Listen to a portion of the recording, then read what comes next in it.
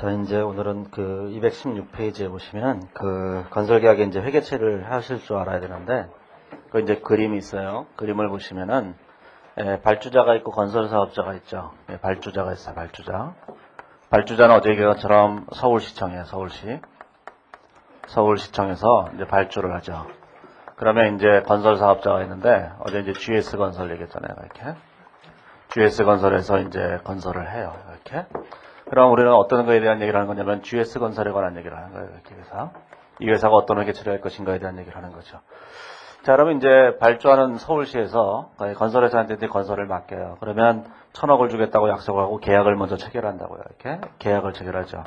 이런 계약을 우리가 뭐라고 하냐면 일반적으로 도급계약이라고 하는 거예요. 도급계약. 이렇게. 건설계약이라고 해도 좋고 그냥 도급계약이라 해도 좋아요. 건설회사에서는 일반적으로 도급계약이라는 표현을 쓰는 거죠. 자, 도급계약을 하게 되면 이제 뭘 해야 되냐면은 GS건설에서는 이제 서울시청을 짓기 시작해야 돼요. 땅도 파고 뭐 이래야 될 거 아니겠어요. 그러면 이제 제일 먼저 뭐가 들어가냐면 공사원가가 투입되는 거예요. 공사원가가 이렇게 투입이 돼요. 투입 이렇게 된다고. 이렇게. 계약원가라는 게 투입되는 거예요. 계약원가가. 그래서 이제 거기 216페이지에 오면 가로 1번에만 계약원가가 발생하죠. 자, 계약원가, 뭐 여기서 이제 계약원가라는 표현을 썼지만, 뭐 공사원가라고 해도 좋아요. 계약원가라도 좋고. 자, 계약원가 뭐가 들어가냐면 이런 게 들어간다 했잖아요. 어제 얘기했던 것처럼. 자, 재료원가 들어간다고 했죠. 그 다음에 노무원가가 들어간다고 얘기했어요. 이렇게. 그 다음에 제조간접원가도 들어간다고 했잖아요. 제조간접원가 이런 것들이 들어간다고요. 이렇게. 자, 그러면 이제 이런 것들이 들어가는데, 이 계정이 굉장히 많아요. 수도 없이 많은 계정 과목들이 들어가는데, 우리가 이걸 책에다가 회계 처리하게 되면 거의 미쳐버린다고요. 여기다가 예를 들어서 무슨 급여를 준다 그러면 여기다가 현금한 다음에 여기다가 차변에 급여 이렇게 처리해야 되고 그 다음에 예를 들어 시멘트 사온다 그러면 현금 주고 여기다 시멘트 값 이렇게 쓰고 막 이래야 될 거 아니겠어요, 그렇죠? 그러면 계정 과목이 수도 없이 많아져요. 우리가 이제 회계 원리 때 뭘 했냐면은 그 물건을 외상으로 판다 그러면 인명 계정을 사용해서 우리가 이런 걸 했잖아요. 뭘 했냐면은 외상으로 물건을 판다 그러면 우리가 이제 물건을 이렇게 팔면서 매출 계기하면서 여기다가 이제 A 상점, A사, 자, B사, C사 이런 식으로 회계 처리하는 거 기억을 하셨을 거예요. 인명 계정을 사용해서 매출에 관한 회계 처리를 한다. 그러면 이렇게 하게 되면 계정이 너무 많아지니까 뭘 하냐면 이걸 다 묶어갖고 그냥 외상 매출금 또는 매출 채권 하나의 계정에다 쓰고 우리가 A사, B사, C사에 대한 별도의 매출처 원장을 만들어서 한다. 그런 걸 기억 안 하셔도 되는데 있어요.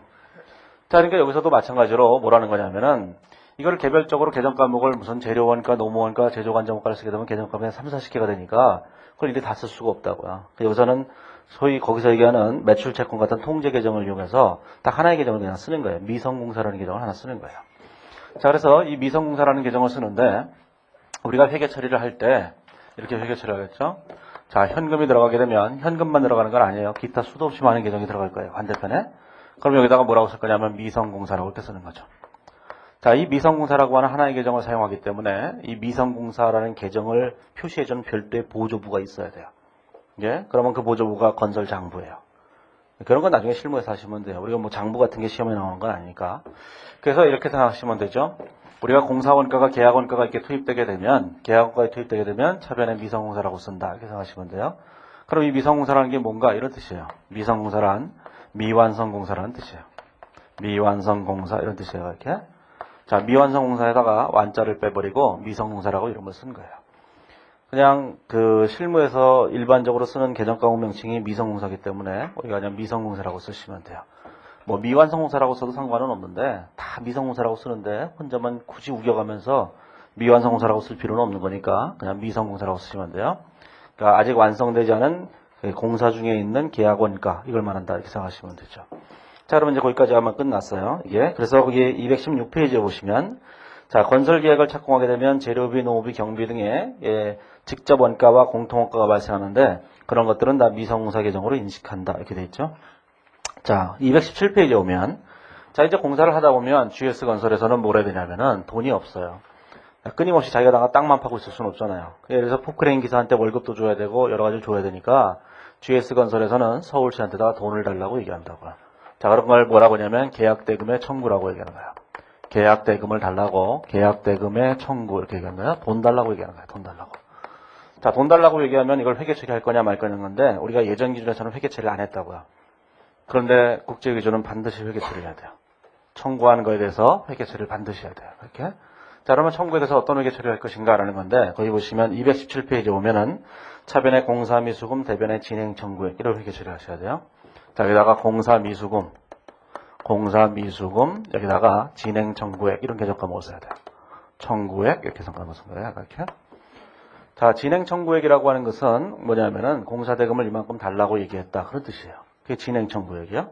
자, 일반적으로 실무에서는 이 계약대금을 달라 그럴 때 뭘 하냐면은 세금 계산서를 발행해요. 세금 계산서, 부가가치세를 내야 되기 때문에 일반적으로 세금 계산서를 발행을 해서 청구를 하게 된다고 이렇게. 그러면 예를 들어서 1,000억 중에서 GS건설에서 돈 달라고 얘기하는 거예요. 이번에 200억만 달라 이렇게 얘기하게 되면 200억을 달라고 청구한다고 해서 서울시에서 200억을 주는 건 아니잖아요. 달라고만 하는 거예요. 그럼 여기다가 뭐라고 쓰냐면 진행 청구액 200억, 여기다가 공사미수금 200억 이렇게 된 거죠. 자, 공사대금을 달라고 이렇게 청구하게 되면 받을 채권이 생겼다고 보는 거예요. 무조건. 그 차변의 공사미수금, 대변의 진행 청구액. 앞으로 국제위주는 청구 시에도 회계 처리를 하셔야 돼요. 무조건. 자, 그러면 차변의 공사미수금, 대변의 진행 청구액 회계 처리했다고. 자, 그러면 이제 서울시에서 공사대금을 줄 거예요. 자, 서울시에서 공사대금을 주겠죠. 계약대금을 줄 거예요. 대금을 이제 수령하게 될 거다. 그런 얘기죠. 자, 계약대금을 주게 되면 우리가 이제 돈을 받는 건데 뭘 받는 거냐면 여기는 공사미수금을 받는 거예요. 이렇게. 그러니까 공사대금을 계약대금을 청구함으로써 뭐가 되냐면 받을 채권이 생겼고 서울시에서 돈을 주게 되면 요 금액을 우리가 돈으로 받게 되는 거예요. 그러면 이제 계약대금을 받게 되면 이렇게 되겠죠. 여기다 차변의 현금, 대변의 공사미수금 이렇게 쓰시면 돼요. 이렇게 쓰시면 돼요. 이렇게. 자, 이렇게 쓰게 되면 자, 금액이 얼마가 될 거냐면은 자, 계약대금을 청구로 했는데 200억을 청구했어요. 물론 이제 이론적으로야 200억보다 더 줄 수도 있고 덜 줄 수도 있는 거지만 이론적으로는 더 줄 이유가 절대로 없어요. 서울시에서 뭐 할 일이 없다고 돈을 미리 주겠어요. 우리 재무관리의 기본은 재무관리, 재테크 이런 거잖아요. 소위 이제 재테크라는 건데 우리가 이제 일상적으로 재테크의 기본이 있어요. 줄 돈은 주지 말고 받을 돈은 빨리 받자. 이게 기본이에요. 그렇기 때문에 저쪽에서 달라고도 안 하는데 미리 줄 필요는 없어요. 자, 그렇기 때문에 우리는 뭐가 되는 거냐면은 공사대금을 달라고 200억을 청구했는데 200억보다 더 줄 이유는 전혀 없다고요. 그래서 실제로는 이거보다 좀 덜 받는데 살다 보면 더 받는 경우도 있어요. 그럼 더 받는 경우가 있든 없든 그런 건 중요하지 않죠. 예를 들어서 150억을 받았다. 그럼 뭐가 되는 거죠? 150억 이렇게 회계 처리하시면 되는 거예요. 이렇게. 자, 그럴 리는 없지만 만약에 서울시에서 미쳤어요. 250억을 준 거예요. 왜냐하면 예산이 남아돈다고 올해 빨리 가져가라는 거예요. 자, 그러면 얼마 됐어요? 공사미수금이 200억밖에 없는 거잖아요. 이렇게. 그럼 나머지 50억이 남았죠. 이 50억은 공사선수금이 되는 거예요. 돈을 미리 받은 거니까 자, 공사선수금 이렇게 되겠죠. 자, 이건 너무 그냥 지나치게 생각하지 마세요. 더 주는 경우란 실제로 거의 없을 테니까 뒤에 연습 문제도 만들어 놓긴 했는데 별 의미는 없어요. 큰 의미는 갖지 마시고 그냥 차변의 현금, 대변의 공사미수금 이렇게 한다는 것만 하시면 되죠. 자, 그게 계약대금의 수령이에요. 자, 그러면 이제 기말이 됐어요. 이제 기말이 됐죠. 자, 네 번째로 이제 결산일이 된 거예요. 결산일. 자, 결산이 됐어요. 보고기간 말. 자, 이제 12월 30일이 됐죠. 자, 우리는 12월 30일에 뭘 해야 되냐면 우리가 그동안에 진행기준을 적용하기 위해서 진행률을 먼저 계산하셔야 되는 거예요. 자, 이제 결산일에 뭐라냐면 진행률을 계산해야 되죠. 진행률. 자, 진행률을 어떻게 계산하느냐라는 거는 어제도 얘기했지만 몇 가지 방법이 있었어요. 몇 가지 방법이. 자, 첫 번째 방법은 뭐가 있었냐면 이런 방법이 있었죠. 킬로미터 기준으로 하는 게 있었잖아요. 킬로미터 기준. 어제 얘기했잖아요. 10km 중에 자, 2km가 완성됐다 이런 게 있었죠. 이렇게. 연인으로 50만 명이 필요한데 50만 명 중에서 예를 들어서 5만 명이 지금 투입됐다 이런 거 있었잖아요. 이렇게. 그 다음에 또 하나가 뭐냐면 누적 계약 원가 기준이라고 해갖고 원가 대 원가법이라는 게 있었어요. 옛날에 얘기하는. 그래서 총 원가분의 총 예정 원가분의 그 다음에 누적 원가를 이렇게 계산하는 방법이 있었을 거예요. 자, 시험에서는 여태까지 다 요거만 출제해 왔어요. 그래서 일반적으로 여기 있는 예제들은 다 요거만 있고 요거에 대한 얘기는 뒤에 잠깐 쓰여져 있을 거예요. 자, 우리는 요거만 잘 아시면 돼요. 총 계약 원가분의 누적 계약 원가. 그러면 진행률을 계산하겠죠. 자, 진행률을 계산하고 하면 자, 우리가 이제 이렇게 될 거예요. 자, 회계연도가 이렇게 3년에 걸쳐서 이렇게 있다고 할 때 자, 첫 해 뭘 할 거냐면 진행률을 계산했을 거라고. 첫 해 진행률이 예를 들어서 30%라고 얘기한다면 첫 해 수익도 인식하고 원가도 인식을 해야 돼요. 자, 그러면 수익을 어떻게 인식할 것인가를 이제 정해야 되죠. 자, 수익으로 인식할 금액은 우리가 뭐가 되어 있냐면은 자, 1,000억이에요. 1,000억. 자, 1,000억이에요. 1,000억. 자, 1,000억이라는 게 이게 계약 금액이잖아요. 계약 금액. 자, 그런데 이 계약 금액은 공사가 완공되게 되면 1,000억을 받을 수 있는데 그 중에서 30%의 공사 진척도가 30%니까 이 중에서 30%를 우리가 수익으로 이렇게 인식하시면 돼요. 이렇게 300억을 이렇게 인식하면 되죠. 이렇게. 자, 그러면 어제도 얘기했지만 우리가 계약 금액이 1,000억이라면 계약 원가도 있을 거예요. 총 계약 원가. 자, 총 계약 원가가 있어요. 총 계약 원가가 있는데 이 총 계약 원가도 계산한다고. 자, 총 계약 원가가 자, 진행률이 30%라면 우리가 이렇게 계산할 수 있을 거예요. 자, 진행률이 30%라고 할 때 이 진행률 30%는 이렇게 계산했겠죠. 어떻게 계산했냐면은 원가 대 원가법이라는 방법으로 계산했다면 자, 총 계약 원가분의 누적 계약 원가 이렇게 계산했을 거예요. 이렇게. 자, 그러면 우리가 누적 계약 원가라는 건 어떻게 계산되냐면은 총 계약 원가에다가 이렇게 진행률을 곱한 거예요. 자, 우리가 계약 원가로 인식할 금액은 얼마냐면은 총 계약 원가에다가 진행률을 곱하는 거예요. 자, 총 계약 원가에다 진행률을 곱하게 되면 총 계약 원가가 얼마인지 추정해야 될 거예요. 자, 총 계약 원가를 우리가 예를 들어서 900억이라고 추정했다면 이 900억에다가 곱하기 30%를 곱해서 얼마 되냐면 270억이라고 하는 금액을 계산을 하셔야 되는 거예요. 그러면 요 금액이 계약 수익이고 요 금액이 계약 원가예요. 자, 그러면 계약 수익과 계약 원가를 어떻게 해야 되냐면은 전체 계약 금액에다가 진행률을 곱해서 계약 수익을 인식하고 그 다음에 전체 총 계약 원가에다가 진행률을 곱해서 계약 원가를 인식하는 거예요. 예전에 혹시 예전 방법을 알고 계셨다면 예전 방법은 잊으세요. 예전 방법은 이렇게 안 했다고. 예전 방법은 요 위에는 예전 방법과 똑같은데 이 밑의 경우에는 무조건 단기에 발생한 계약 원가를 계약 원가로 보냈는데 이제는 그렇게 하면 안 돼요. 무조건 진행률에 따라서 하는 거예요. 예?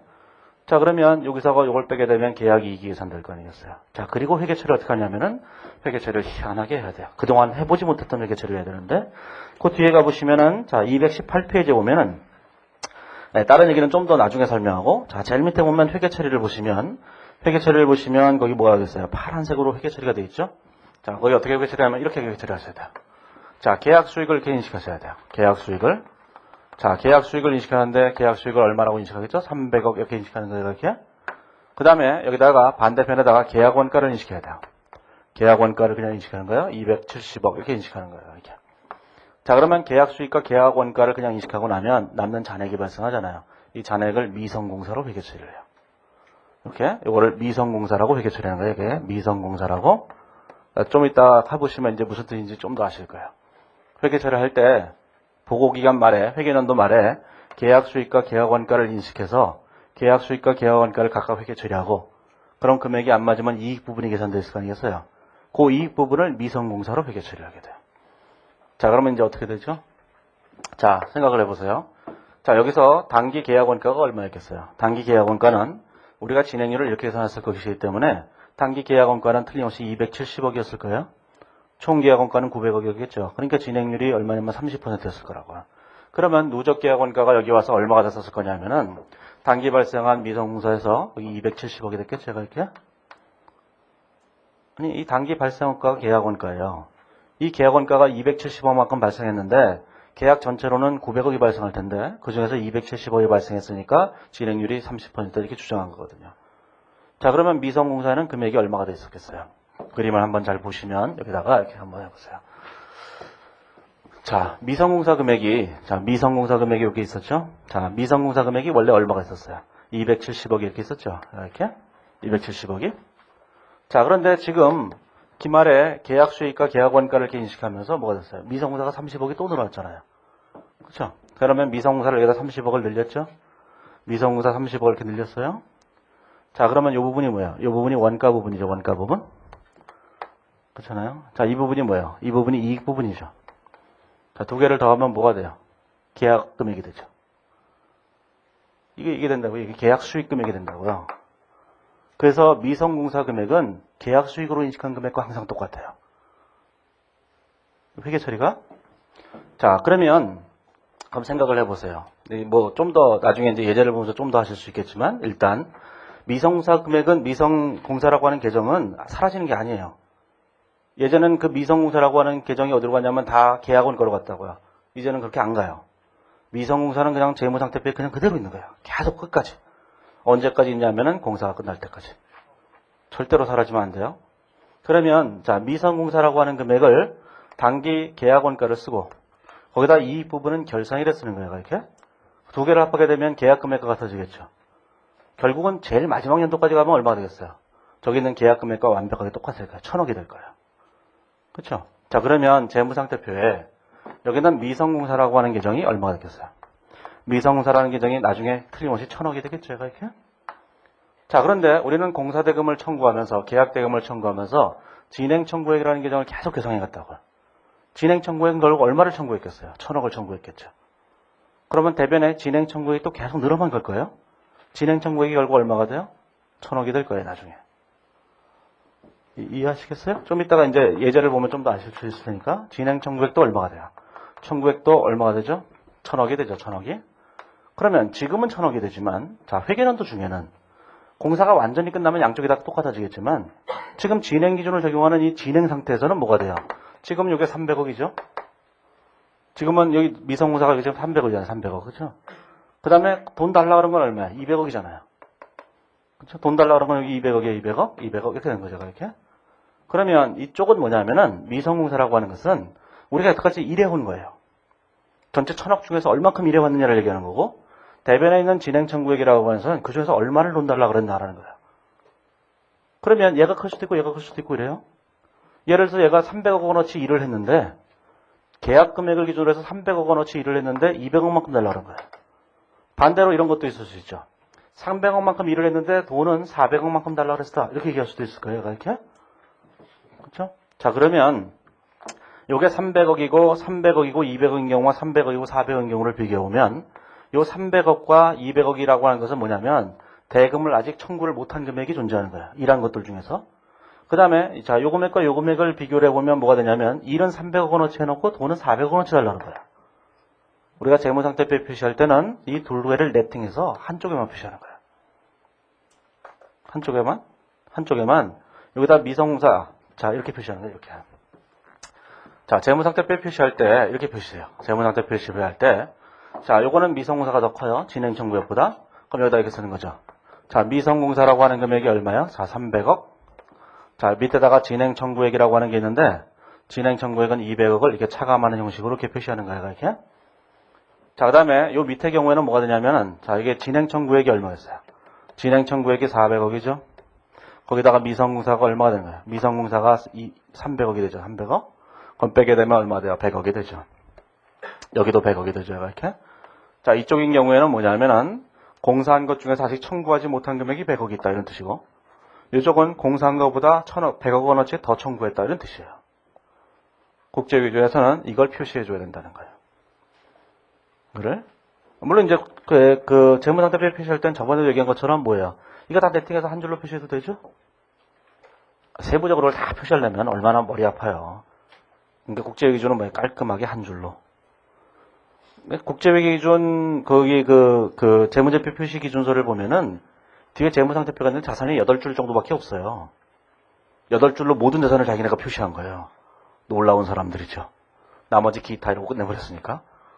그러니까 국제기준은 기본적으로 간단한 거예요.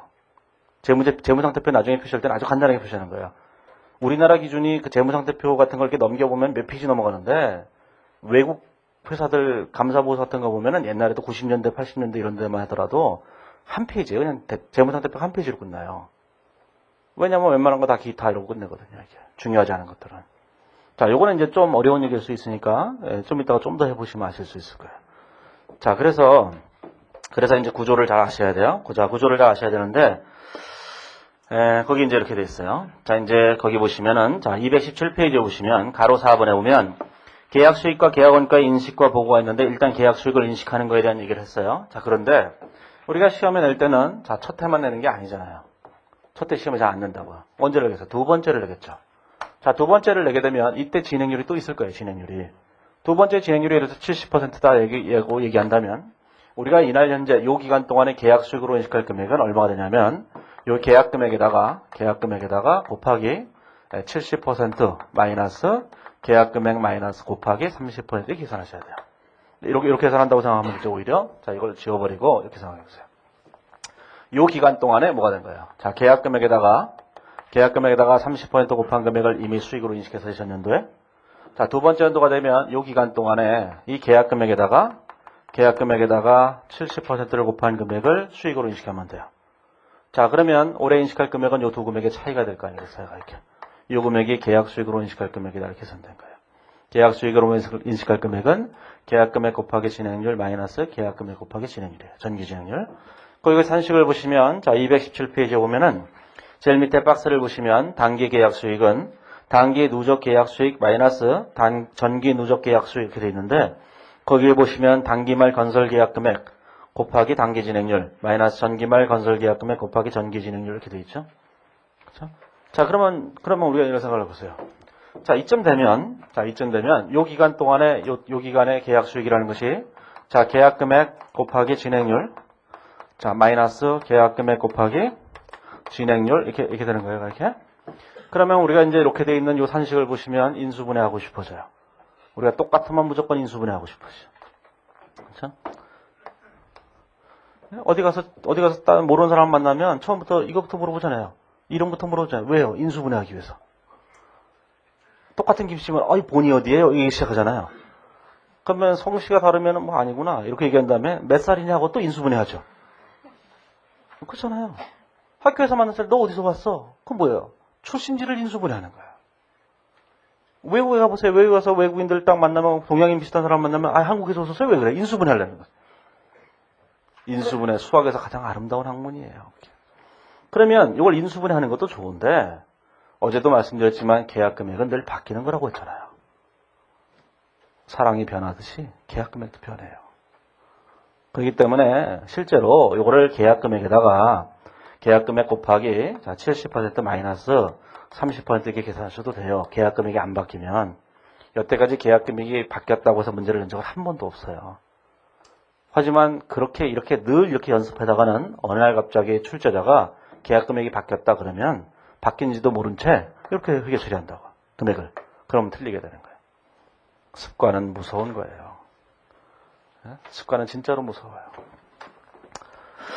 자, 그래서 요거를 문제를 풀 때마다 정확하게 구분하실 수 있으면 이렇게 하셔도 상관은 없어요.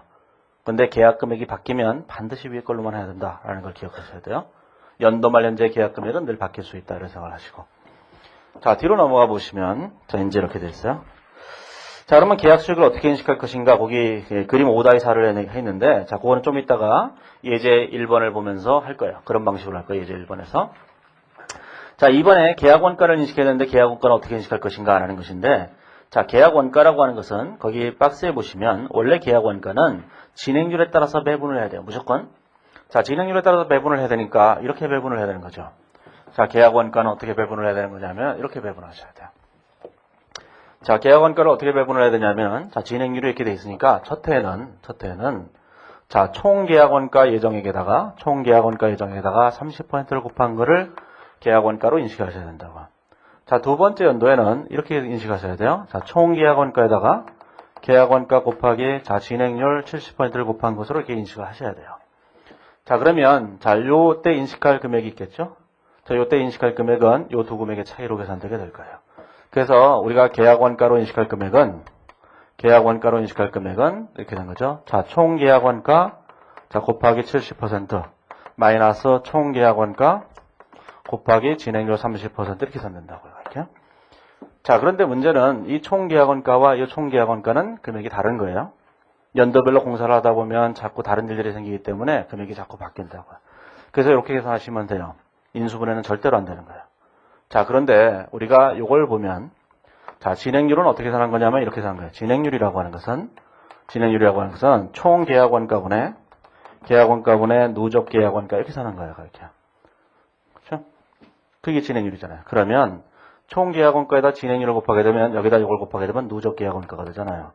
그래서 여기다가 자, 누적 계약 원가에다가 자, 계약 원가에다가 또 뭘 빼면 돼요? 전기말 누적 계약 원가를 빼면 되는 거예요. 전기도 똑같이 했을 테니까. 그러면 결국 뭐냐면 단기 계약 원가가 돼요. 단기 계약 원가가 이렇게 되는 거예요. 이렇게. 그래서 그 누적 원가 기준으로 진행률을 산정하게 되면 단기에 발생한 계약 원가를 계약 원가로 보내나 진행률에 따라서 보내나 답이 어차피 똑같게끔 돼 있어요. 언제나 똑같아요. 그래서 어떻게 하나 상관이 없다고요. 하지만 우리가 진행률을 계산할 때 다른 방법이 있다 그랬잖아요. 길이로 하는 방법 이런 것들 있죠. 그런 방법을 하는 경우는 무조건 어떻게 돼요? 무조건 이렇게 하셔야 돼요. 이건 절대로 안 된다 그런 얘기예요. 또 이런 경우도 있어요. 진행률을 반올림한다 이런 경우도 있어요. 객관식에서는 뭐 그다지 많지 않은데 주관식 같은 경우는 진행률을 반올림한다 이런 경우도 있는데 진행률을 반올림한다 그러면은 이런 방법을 사용해야만 돼요. 무조건. 옛날 기준하고 바뀐 거예요. 옛날은 무조건 이 방법을 사용해야 되는데 바뀐 기준은 무조건 이것만 사용해야 돼요. 무조건 국제기준은 총계약 원가 곱하기 진행률이 원가예요. 무조건 예외 없이. 자, 그거 뭐 좀 이따가 얘기하면 되니까. 자, 요걸 꼭 기억하셔야 돼요. 그래서 계약 수익과 계약 원가를 계산하는 방법이 언제나 국제기준은 동일한 거예요. 방법론적으로 다르지 않다는 얘기야. 그래서 뭐라는 거죠? 제일 먼저 진행률을 계산하고 진행률을 어떤 방식으로 계산하는지 간에 그건 따질 필요 없어요. 진행률을 무조건 계산하고 여기에다가 계약 금액을 곱하면은 계약 수익이 되는 거고 여기다가 총 계약 원가를 곱하면 계약 원가가 되는 거예요. 무조건. 이게 원칙이에요. 국제기준에서는. 그래서 이 두 금액을 빼서 계약 이익이 얼마인지를 계산해내는 거죠. 자, 그러면 거기 보시면은 그래서 이제 218페이지에 보시면 거기 제일 마지막 박스 계약 원가 인식 박스 바로 위에 보시면 한편 누적 계약 발생 원가 기준에 따라 진행률을 산정하게 된다면 언제나 추정 총 계약 원가에다가 진행률을 곱한 금액이 누적 계약 발생 원가와 동일한 금액이 되기 때문에 단기의 계약 원가로 인식할 금액은 단기 발생 계약 원가와 같다. 이렇게 된 거예요. 이제 하지만 진행률을 원가 대 원가법으로 하지 않으면 다를 수도 있다. 이런 생각을 하셔야 돼요. 반드시. 다를 수도 있는 게 아니라 달라요. 완전히. 자, 그러면 이제 218페이지에 제일 밑에 회계처리는 했고, 자, 219페이지에 가보시면은, 자, 뭐라고 되어 있냐면은, 거기 파란색 글씨로 아까 이제 보고기간말 현재, 보고기간말이 이제 결산일인데, 결산일 현재 미성공사 금액은 계약 수익으로 인식한 금액과 동일한 금액이 된다. 아까 보여줬죠? 계약 수익으로 인식한 금액과 똑같아져요. 왜 그랬냐면 아까 미성공사가 있고, 계약 수익으로 인식한 금액은 이만큼이고, 원가와 이익에 해당하는 금액을 다시 미성공사에 또 계산해 놨잖아요. 그러니까 이 두 개를 합한 금액은 누적 수익하고 똑같은 거죠. 수익으로 인식한 금액과 같아지는 거예요. 자, 그러면 이제 그 밑에 그림 5-5에서는 수익과 비용에 적절하게 그렇게 대응되는 것이다라는 걸 보여주는 거예요. 진행률을 먼저 정해놓고, 자, 진행률에 따라서 수익도 인식하고 원가를 인식하게 되면 수익 비용이 정확히 1:1 대응이 될 거 아니겠어요. 여기서 제일 중요한 건 뭐예요? 대응이에요. 1:1 대응. 자, 그 밑에 219페이지 오면, 자, 그러면 계약이익을 어떻게 계산할 것인가 한 건데, 자, 시험에서 가장 많이 나온 게 계약이익이기 때문에, 계약이익을 그냥 단순한 산식으로 계산하기 위해서 거기 해놓은 거예요. 자, 계약이익은 어떻게 계산하겠어요? 계약이익은 이렇게 계산되죠. 자, 이렇게 뭐 단순한 논리를 따라서 해보시기만 하면 되는 건데, 자, 우리가 이렇게 생각해보세요. 자, 첫 해 진행률이 30%고, 자, 두 번째 진행률이 70%다 이렇게 생각을 해보죠. 네, 이렇게. 자, 그러면 첫 해에 뭐가 될 거냐면, 자, 이렇게 생각해 보세요. 자, 계약 수익이라고 하는 것은, 자, 요 기간 동안의 계약 수익을 계산해 보세요. 요 기간 동안의 계약 수익을. 자, 요 기간 동안의 계약 수익을 계산해 보면, 자, 계약 수익이란 이렇게 쓰면 되겠죠. 계약 수익이라고 하는 것은, 자, 계약 금액에다가, 계약 금액 곱하기 뭐가 돼요? 자, 70% 마이너스 계약 금액 마이너스 계약 금액 곱하기, 자, 30% 이렇게 계산될 거예요. 이렇게. 자, 이 기간 동안에 계약 원가를 계산한다고 생각해보세요. 자, 계약 원가는 어떻게 계산되죠? 계약 원가는 원래, 자, 총 계약 원가, 자, 곱하기 70% 마이너스 총 계약 원가, 계약 예정 원가 곱하기 30% 이렇게 계산하는 거 아니겠어요? 자, 그러면 이렇게 계약 수익에다 계약 원가를 빼게 되면 뭐가 될 거냐면 계약 이익이 계산되는 거야. 자, 그러면 계약 이익을 계산할 때 우리가, 자, 요 계약 이익이라고 하는 것이 계산되겠죠. 자, 그러면 요 계약 이익이라고 하는 것은 요 계약 수익에다가 요 계약 원가를 빼서 계산할 수도 있을 거예요. 이렇게. 하지만 요 계약 이익을, 자, 등식의 오른편을 가지고 계산하게 되면 어떤 결론에 도달하냐면 이렇게 결론에 도달해요. 자, 계약 금액 자체가 진행률에 따라서 간다는 거예요. 계약 원가도 진행률에 따라서 가요. 그러면 계약 금액에다가 계약 원가를 빼게 되면 계약 이익이 되는 거니까 계약 이익도 진행률에 따라서 가죠. 그렇죠? 그러면 문제를 순식간에 푸실 수 있을 거예요. 자, 그래서 거기 보시면, 자, 219페이지에 보면은, 거기 제일 밑에 계약이익이 있는데, 계약이익에서 제일 밑에 박스를 보시면, 단기 계약이익은, 단기 총 계약이익 곱하기 진행률, 마이너스 전기 총 계약이익 곱하기 진행률, 이렇게 된다는 거 아시면 돼요. 자, 뭐만 하면 돼요? 자, 1월 현재 계약 금액이 있다면, 계약 금액 곱하기 진행률, 마이너스 계약 금액 곱하기 진행률, 그러면 요때 계약 수익. 자, 계약 원가, 총 계약 원가를 가지고 가면 계약 원가, 총 계약 이익을 가지고 가면 계약 이익, 이렇게 되는 거예요. 시험에서 가장 많이 묻는 게 뭐냐? 얘예요. 계약이익. 계약이익이 제일 중요한 거니까. 자, 그러면, 자, 좀 이따가, 이렇게 그 밑에 이제 주를 하나 달아놨어요. 그 밑에 보시면 그 각주 11번 219페이지 각주 11번 바로 위에 보면 총 계약이익의 진행률을 곱하여 계산한 계약이익과 계약수익에서 계약원가를 차감해 계산한 계약이익은 진행률을 가정하거나 진행률을 반환하면 다를 수도 있다. 이러한 경우에는 계약수익에서 계약원가를 차감하여 계약이익을 계산하는 방법만이 이거 좀 잘못 썼는데 이것도 좀 오탄데요. 계약수익에서 계약원가를 차감하여 계약이익을 계산하는 방법만을 그걸 사용하는 게 아니고 그 총 계약이익에다 진행률을 곱해서 계산하는 방법을 사용하는 것이 맞아요. 계약수익에서 계약이익을 빼면 안 돼요. 진행률을 반올림하게 되면 객관식화돼서 진행률을 반올림하라는 경우 별로 없는데 제가 옛날 걸 고쳤어야 되는데 못 고쳤어요. 옛날 거랑 거꾸로 돼 있어서 뭐가 되는 거냐면 계약수익에서 계약원가를 빼서 이렇게 계산하는 방식이 있고 그 다음에 총 계약이익에다 곱하기 진행률을 계산하는 방법이 있는데 진행률을 약간 반올림하게 되면은 전체 이익에다가 이렇게 진행률을 곱해서 계산하는 방식 그거 맞는 문장이구나 생각해보니까 그거 맞아요. 미안해요. 그거 맞아요. 그건 좀 이따가 제가 보여주고 자 뒤에 있는 예제를 먼저 해보세요.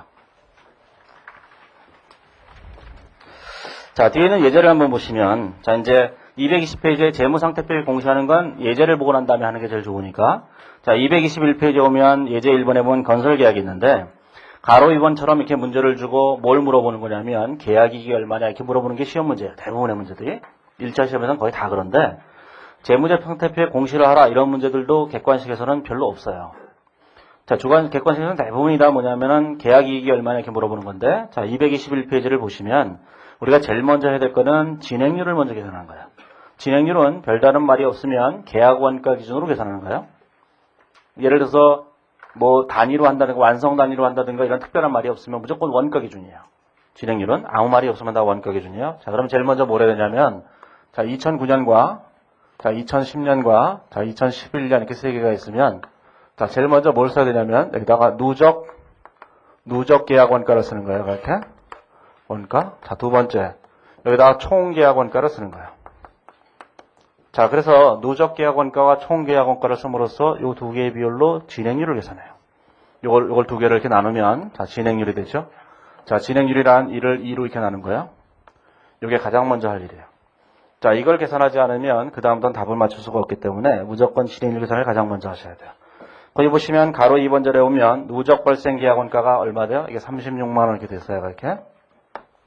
자, 그 다음에 2010년에는 얼마 되냐면 74만 원 이렇게 됐죠? 자, 그 다음에 2011년에는 자, 93만 원 이렇게 돼 있어요. 자, 총 계약원가가 얼마냐면 추정 총 계약원가가 90만 원, 92만 5천 원. 90만 원, 자, 92만 5천 원, 여기 93만 원 이렇게 됐죠. 자, 그럼 여기다 진행률을 계산해 보시면 자, 진행률이 여기 40%. 여기 진행률이 얼마냐면 80%. 여기 진행률이 100% 이렇게 되는 거죠. 자, 그러면 그 뒤에 가보시면 해당에 오면 진행률을 계산해야죠. 자, 진행률 계산해놓고 나면, 자, 네 번째로, 자, 누적 수익이 얼마인지를 계산해야 되죠. 자, 누적 수익이라고 하는 것은 계약 금액에다가 이 진행률을 곱한 거예요. 계약 금액이 지금 100만 원이니까 여기 40만 원, 여기 80만 원, 자, 여기 얼마냐면 100만 원이 계산돼요. 계약 수익이. 자, 그러면 여기다가, 자, 다섯 번째로, 자, 전기 수익을 빼는 거예요. 전기 수익을 뺀 거예요. 자, 전기 수익을 빼게 되면, 자, 이렇게 빼면 되겠죠. 이렇게 빼면. 그렇죠? 자, 요 전기 거를 이렇게 빼보세요.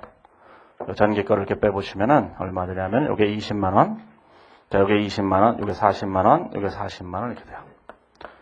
만약에 이제 계약 금액이 변하지 않는다는 걸 알았다면 진행률의 차이를 곱하셔도 상관없어요. 처음부터 그냥 예를 들어서 계약 금액에다가 첫 해는 계약 금액 곱하기 40% 그래서 40만 원.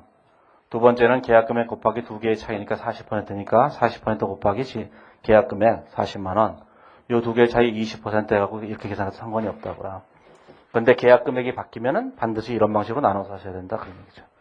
뭐 실제 시험에서 주관식을 쓰실 때는 이렇게 차이만 해가지고 계산해도 상관없어요.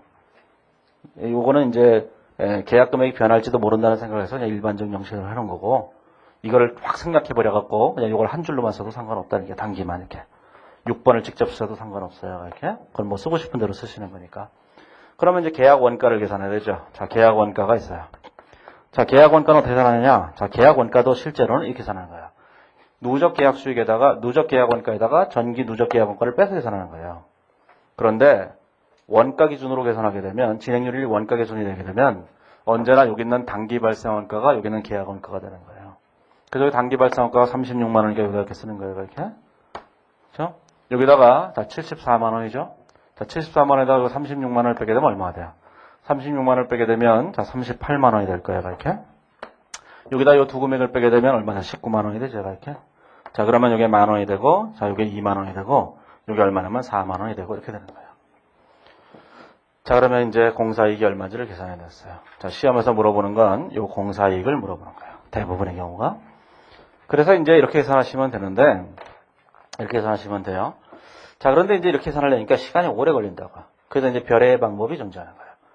자 별의 방법에 대해서는 좀 이따가 얘기하고 일단 2번에 있는 회계 처리부터 먼저 해보세요. 자 2번에 회계 처리를 해보시면 자 제일 먼저 자 계약 원가가 이제 발생하죠. 공사를 하게 되면 계약 원가가 발생하는 거니까 2009년에 요게 발생하겠죠? 자, 2009년도를 생각해 보세요. 2009년도에. 자, 2009년도에 무슨 일이 있었냐면 제일 처음에 원가가 투입됐어요. 자, 원가가 발생하게 됐을 때 여기다가 이렇게 썼겠죠. 자, 미성공사가 얼마였어요? 36만 원. 미성공사가 36만 원. 대변에 현금 등이 36만 원 이렇게 들어가겠죠. 그 다음에 두 번째, 자, 공사대금을 달라고 청구를 한다고요. 청구. 돈 달라고. 자, 돈 달라고 청구를 하게 되면 청구에 관한 회계처리를 하셔야 돼요. 자, 221페이지에 보면 공사대금을 청구할 때 2009년도를 보시면 45만 원을 달라고 청구를 했어요. 자, 45만 원을 달라고 청구하게 되면 여기다 공사미수금이라고 해서 얼마냐면은 여기다 45만 원. 여기다가 뭐라고 쓰냐면 진행청구액이라고 쓴다 그랬죠? 이렇게 진행청구액. 자, 진행청구액으로 45만 원 이렇게 쓰는 거예요. 이렇게 진행청구액이라고. 이거 꼭 쓰셔야 돼요. 자, 세 번째 이제 공사대금을 받겠죠? 대금을 수령하게 되면 대금 수령은 여기 있는 미수금을 받은 거예요. 자, 공사대금을 이번에 얼마를 받았냐면 35만 원을 받았으니까 여기다 현금으로 35만 원을 받으면 자, 여기다가 뭐가 되냐면 공사미수금을 이렇게 35만 원 이렇게 된 거예요. 35만 원 이렇게 됐죠. 자, 그 다음에 네 번째로 자 12월 30일이 되면 결산일 현재로 뭘 하냐면은 계약 수익과 계약 원가를 계산해서 이걸 회계 처리를 한다고요. 자, 계약 수익과 계약 원가를 계산해서 회계 처리할 때는 여기다가 계약 수익을 인식하고 반대편에 계약 원가를 이렇게 인식하죠. 그냥 쓰는 거예요. 자, 계약 수익은 40만 원. 자, 계약 원가는 얼마 돼서 36만 원 이렇게 되겠죠. 이렇게. 자, 그러면 계약 수익과 계약 원가의 차이는 뭘로 쓰냐면 미성공사로 하고 쓴다.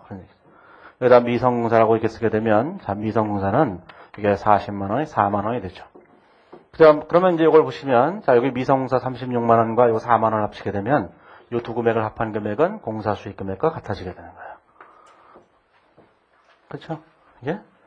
그래서 이제 재무상태표에 표시를 할 때 어떻게 표시가 되냐면은 자, 재무상태표에 표시할 때 어떻게 표시가 되냐면 이렇게 표시가 되는 거예요. 재무상태표에 표시할 때 여기다가 뭐라고 표시가 되냐면은 자, 미성공사라고 하는 금액이 얼마예요? 공사 수익 금액과 똑같은 거예요. 그럼 여기다가 자, 미성공사라고 하는 금액이 이렇게 쓰여지는 거죠. 미성공사라고 하는 금액이 얼마냐면은 40만 원이라고 쓰여지는 거예요. 자, 그런데 여기 보면 진행청구액이라는 게 45만 원 있잖아요. 진행청구액은 여기다 이렇게 쓰는 거죠. 진행청구액 이렇게 쓰는 거예요. 청구액 자 45만 원이다 그러죠. 자, 그러면 전체적으로 도급금액이 100만 원인데 자 100만 원 중에서 40만 원에 해당하는 일을 했다는 뜻이에요. 그런데 돈은 45만 원어치 받기로 했다 그런 뜻이죠. 달라고 했다는 거예요. 더 달라고 했다는 거예요. 우리가 표시할 때는 항상 이 두 금액을 네팅해서 한쪽에만 표시한다 그런 얘기죠. 그렇죠? 뭐 차감하는 형식으로 표시한다 그래도 좋고 다 좋아요. 한쪽에만 표시하는 거예요. 자, 한쪽에만 표시할 때 220페이지에 오면 그림 5-6을 잠깐 보시면 5-6을 보시면 미성공사가 더 큰 경우를 미청구공사라고 해요. 공사 중에서 아직 청구하지 않은 게 있으니까 미청구공사죠. 그 다음에 대변 쪽이 더 큰 거는 뭐예요? 그거는 공사원가를 더 청구한 거예요. 그래서 초과공사원가예요. 그래서 이 경우에는 40만 원보다 돈을 더 받았으니까 뭐예요? 더 달라고 그랬으니까 초과공사원가. 그렇죠? 반대의 경우는 미청구공사 이렇게 된 거죠. 항상 두 개를 네팅해서 한쪽에만 쓴다. 이렇게 생각하셔야 돼요. 이건 여태까지 일한 것. 이건 달라 그런 것. 그렇죠? 예? 국제기준이나 미국 기준은 항상 이렇게 회계 처리해 왔는데 우리나라만 이렇게 안 해줬던 거예요. 그래서 이런 회계 처리가 된다는 걸 꼭 기억하셔야 돼요. 나중에 중간식 같은 데서도 재무상태표 저렇게 공시한다는 걸 꼭 아셔야 돼요. 예? 미청구공사, 초과청구공사 이거를 자, 그러면 이제 그 다음 연도를 한번 보시면 그래서 이제 거기 223페이지에 보시면 부분재무상태표를 그려놨잖아요. 부분재무상태표를 그려놓고 이 경우에는 뭐가 됐어요? 자, 미성공사가 훨씬 더 작으니까 이 미성공사를 이쪽에다 쓰고, 자, 미성공사를 여기다 40만 원을 이렇게 쓰고, 얼마라고 했어요? 여기다가, 자, 5만 원이라고 하는 금액을 초과 청구공사 이렇게 얘기했죠. 이렇게. 자, 초과 청구공사인가 뭐 이렇게 썼잖아요. 이렇게 5만 원이라고. 자, 그 다음에 이쪽에다 뭐 썼어요? 아직 공사미수금 중에 못 받은 게 있잖아요.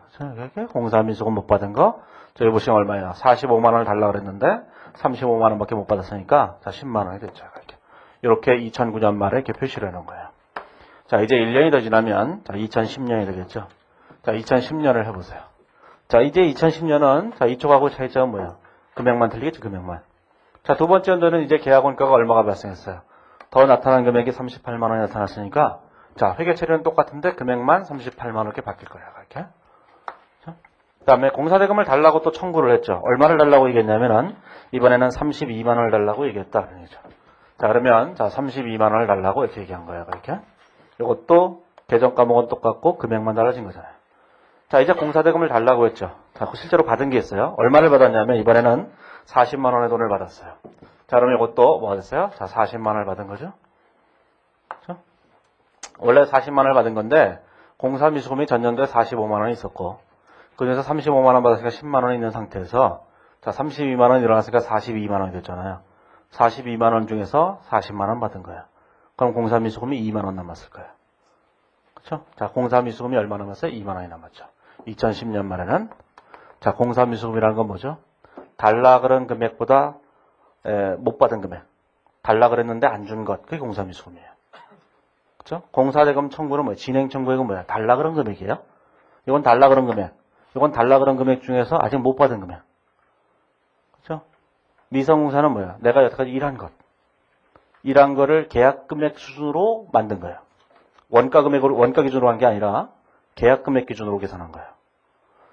자, 그러면 기말에 가면은 이제 공사 수익과 공사 원가를 인식해야 되는데 얼마예요? 40만 원, 38만 원이 되죠? 이 경우에는 얼마 됐어요? 40만 원, 38만 원 이렇게 되니까 미성공사 또 2만 원이 되죠. 그러면 이번에는 미성공사가 얼마가 됐겠어요?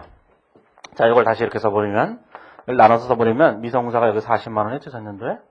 자, 그 다음에 진행청구액은 전년도에 45만 원이었어요. 근데 올해가 되니까, 자, 진행청구액이 32만 원이 더 늘어났잖아요.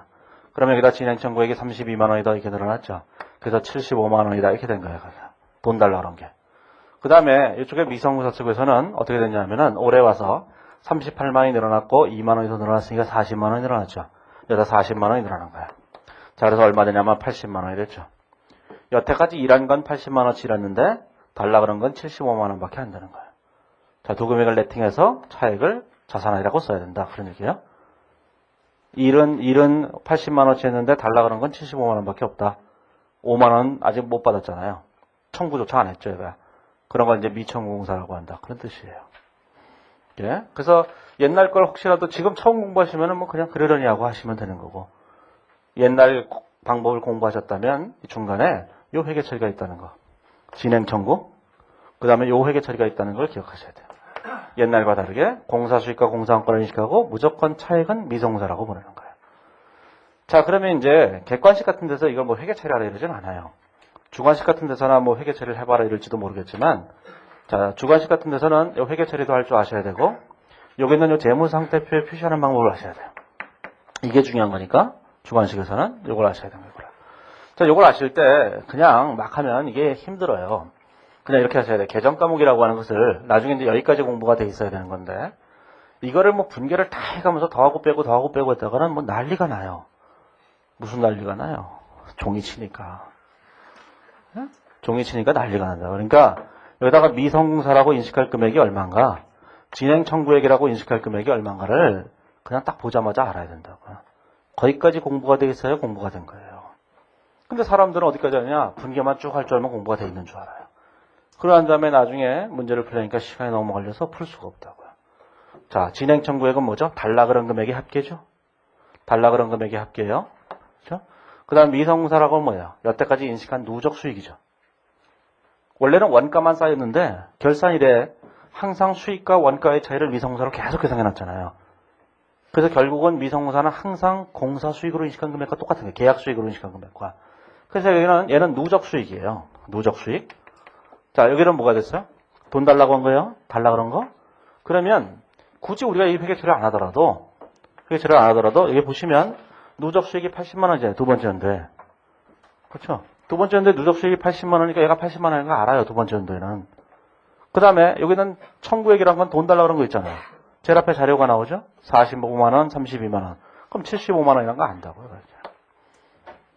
그러면 이 두 개를 네팅해서 한쪽에만 쓴다. 이렇게 생각하면 되는 거예요. 또 이 공사대금 청구액이라는 게 있는데 이 청구한 것 중에서 돈을 이거보다 더 받았나 덜 받았나? 이거보다 더 받았다, 덜 받았다 이렇게 나올 거 아니겠어요? 이거보다 덜 받았다 그러면 이게 뭐야? 공사 미수금이 써야지니까 덜 받은 금액이 75만 원을 청구했는데 72만 원만 받았다. 그러면 얘가 33만 원이 써지는 거야. 자, 청구를 75만 원치 했는데 저쪽에서 80만 원치 줬어요. 그럼 뭐 써지겠어요? 선수금이 써지겠죠. 그죠? 5만 원치 써진 거예요. 자, 지금은 뭐 여기까지는 뭐 그렇다고 하더라도 요거는 그냥 보면서 보자마자 회계처리를 하나도 안 하고도 여기 있는 금액이 얼마인지를 계산할 수 있어야 돼요. 그렇게 하셔야지 시험장에 가서 문제를 빠른 시간 내에 풀어낼 수 있다고요. 예. 자, 요거를 좀 더 연구를 해보세요. 자, 그런데 이제 객관식 문제나 풀고 이럴 때 이걸 어느 차례 이걸 다 하겠어요. 자, 이걸 다 한다는 게 굉장히 힘들다고요. 자, 이것도 다 한다는 게 너무 힘들어요. 이걸 다 한다는 게 시간만 오래 걸리고 그렇다는 거죠. 자, 이것이 시간만 오래 걸리기 때문에 자, 얘를 풀 때 이렇게 푸시는 거예요. 자, 제일 먼저 공사이익을 계산하는 게 문제니까 계약이익을 계산하는 문제가 문제라고 했으니까 제일 먼저 뭘 계산하죠? 자, 진행률을 계산하는 건 가장 먼저 해야 될 일이에요. 그 다음에 뭘 하느냐? 전체 이익이 얼마인지를 계산하는 거예요. 전체 이익이 아까도 그랬죠. 자, 계약 대금이 뭘로 가죠? 진행률에 따라서 가요. 자, 계약 원가도 뭘로 가요? 진행률에 따라서 가요. 그러면 이 두 금액을 차이를 계산하게 되면 전체 이익이겠죠. 얘도 진행률에 따라서 갈 거예요. 그러면 전체 이익이 얼마냐를 계산해 보시면 자, 100만 원이 계약 금액인데 100만 원 중에서 총 계약 금액이 90만 원이니까 얼마 돼요? 10만 원의 전체 이익이 발생하겠죠. 이 경우에는 자, 7만 5천 원의 전체 이익이 발생할 거예요. 계약 금액에다 이걸 빼니까 계약 금액에다 이걸 빼니까 여기는 7만 원이 되겠죠. 자, 그러면 여기다 이걸 곱해 보세요. 이렇게 곱하면 이 금액이 누적 이익이 되는 거예요. 그렇잖아요? 여기다가 생각을 해보세요. 여기다가 만약에 계약 금액을 곱했다고 생각해 보세요. 계약 금액이라는 건 이게 100만 원이잖아요, 전부 다. 그렇죠? 이렇게 여기다 계약 금액을 곱하게 되면 뭐가 돼요? 누적 계약 수익이 되는 거예요. 이익을 곱하면 누적 이익이 되는 거고, 총 계약 원가를 곱하게 되면 누적 원가가 되는 거예요. 그렇죠? 그러면 우리의 목표가 이익을 계산하는 게 대부분의 시험 문제에서 물어보는 거니까 계약 이익을 전체 이익을 계산한 다음에 여기다 진행률을 곱하면 각 회계연도의 누적 이익 계산이 나온다고요. 이렇게 이게 얼마 되냐면 이게 60원인가 이렇게 나오죠. 여기 계산해 보면 이게 70원 이렇게 나온다고요. 그러면 첫 해는 70원 계산된 거예요. 자, 두 번째는 두 금액의 차이 20원 이렇게, 세 번째 연도는 두 금액의 차이 10원 이렇게 나온다 그런 얘기예요. 그렇죠? 자, 이렇게 계산하시면 돼요. 이렇게. 자, 이해하시겠죠? 이렇게. 자, 진행률을 반올림하는 문제에 대해서는 별로 신경 쓰지 않으셔도 돼요. 객관식에서는 별로 그런 게 없기 때문에 뭐 나중에 주관식 할 때만 신경 쓰시면 되는데 그 뭐 그다지 신경 쓸 필요는 없어요, 지금은. 자, 223페이지에 보시면 자, 거기 보시면 회계 처리가 되어 있는데 자, 이제 제일 마지막에 끝나고 나면 다 어떻게 되겠어요? 자, 세월이 한참 흐르고 나면 그것도 사실 별로 중요한 건 아니겠지만 돈 달라 그러겠죠. 돈 달라 그러면 여기 결국 100만 원 써질 거 아니겠어요? 자, 여기도 얼마예요? 수익을 다 인식했겠죠? 그러니까 100만 원이니까요. 그럼 마지막에 뭐가 되죠? 두 개를 상계해서 없애버려야 되죠. 공사가 끝났으니까. 자, 공사가 끝났음에도 불구하고 계속 놔두면은 계속 그냥 그대로 있을 거 아니겠어요? 공사가 끝나면 얘가 사라져버리고 뭐만 남아요? 공사 미수금만 남게 되는 거예요. 아직 못 받은 돈이 있다면. 자, 그런 회계 처리를 또 꼭 연습을 좀 해보셔야 돼요. 자, 이제 뒤로 넘어가 보시면 자, 이제 224페이지에 오면은 자, 특수한 계약원가라는 게 있어요. 자, 특수한 계약원가. 자, 특수한 계약원가는 어떤 것들이 있는가? 현행 우리나라 기준에서는 이제 굉장히 많은 경우를 예를 들었는데 예, 국제회계 기준에서는 별로 많은 얘기가 없어요. 다루고 있는 것이 수주비, 그 다음에 차입원가, 그 다음에 하자보수 세상액 세 가지 정도밖에 없어요. 자, 그래서 이제 자, 수주비하고 이 세 가지만 할 줄 아시면 돼요. 자, 수주비가 뭐냐 하는 건데, 자, 수주비는 자, 건설 계약을 하면서 수주할 때 돈이 필요해요. 자, 예를 들어서 서울시가 있었죠. 자, 서울시에서 자, 서울시청을 짓기로 하는 거예요. 자, 서울시청을 짓기로 하면은 여기다가 이제 입찰을 할 거예요. 수많은 회사들이 우리가 서울시청을 짓겠다고 입찰을 하겠죠. 그러면 설계도도 만들고 조감도도 만들고 이래야 돼요. 옛날에 저기 월드컵 구장을 만들 때도 월드컵 구장 있잖아요. 월드컵 구장, 상암동 월드컵 구장을 만들 때도 뭘 했냐면은, 각 건설회사들이 뭘 했냐면 입찰을 했다고요, 이렇게. 네? 설계도를 하면서 우리는 이런 모양으로 하겠다, 우리는 이런 모양으로 하겠다. 그래서 삼성 엔지니어링인가 뭐 그 컨소시엄에 낙찰이 된 거예요. 자, 그런 것처럼 우리가 서울시청에서 건설을 하겠다라고 얘기한다면, 여러 군데에서 얘기하겠죠. 자, GS건설에서 우리가 짓겠다라고 얘기할 거예요. 그 다음에 현대건설에서도, 자, 우리는 이렇게 짓겠다. 이렇게 짓겠다. 막 얘기를 하겠죠.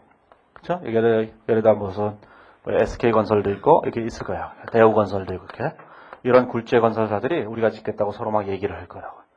자, 얘기를 하게 되면 모두 다 지을 수는 없는 거니까, 그 중에서 한 회사만 낙찰이 돼요. 누가 낙찰이 되죠? GS건설이잖아요. 아까 했잖아요, GS건설이. 공사가 다 끝났잖아요, 벌써. 이건 과거로 돌아가서 얘기한 거예요. 자, GS건설이 낙찰을 받았어요.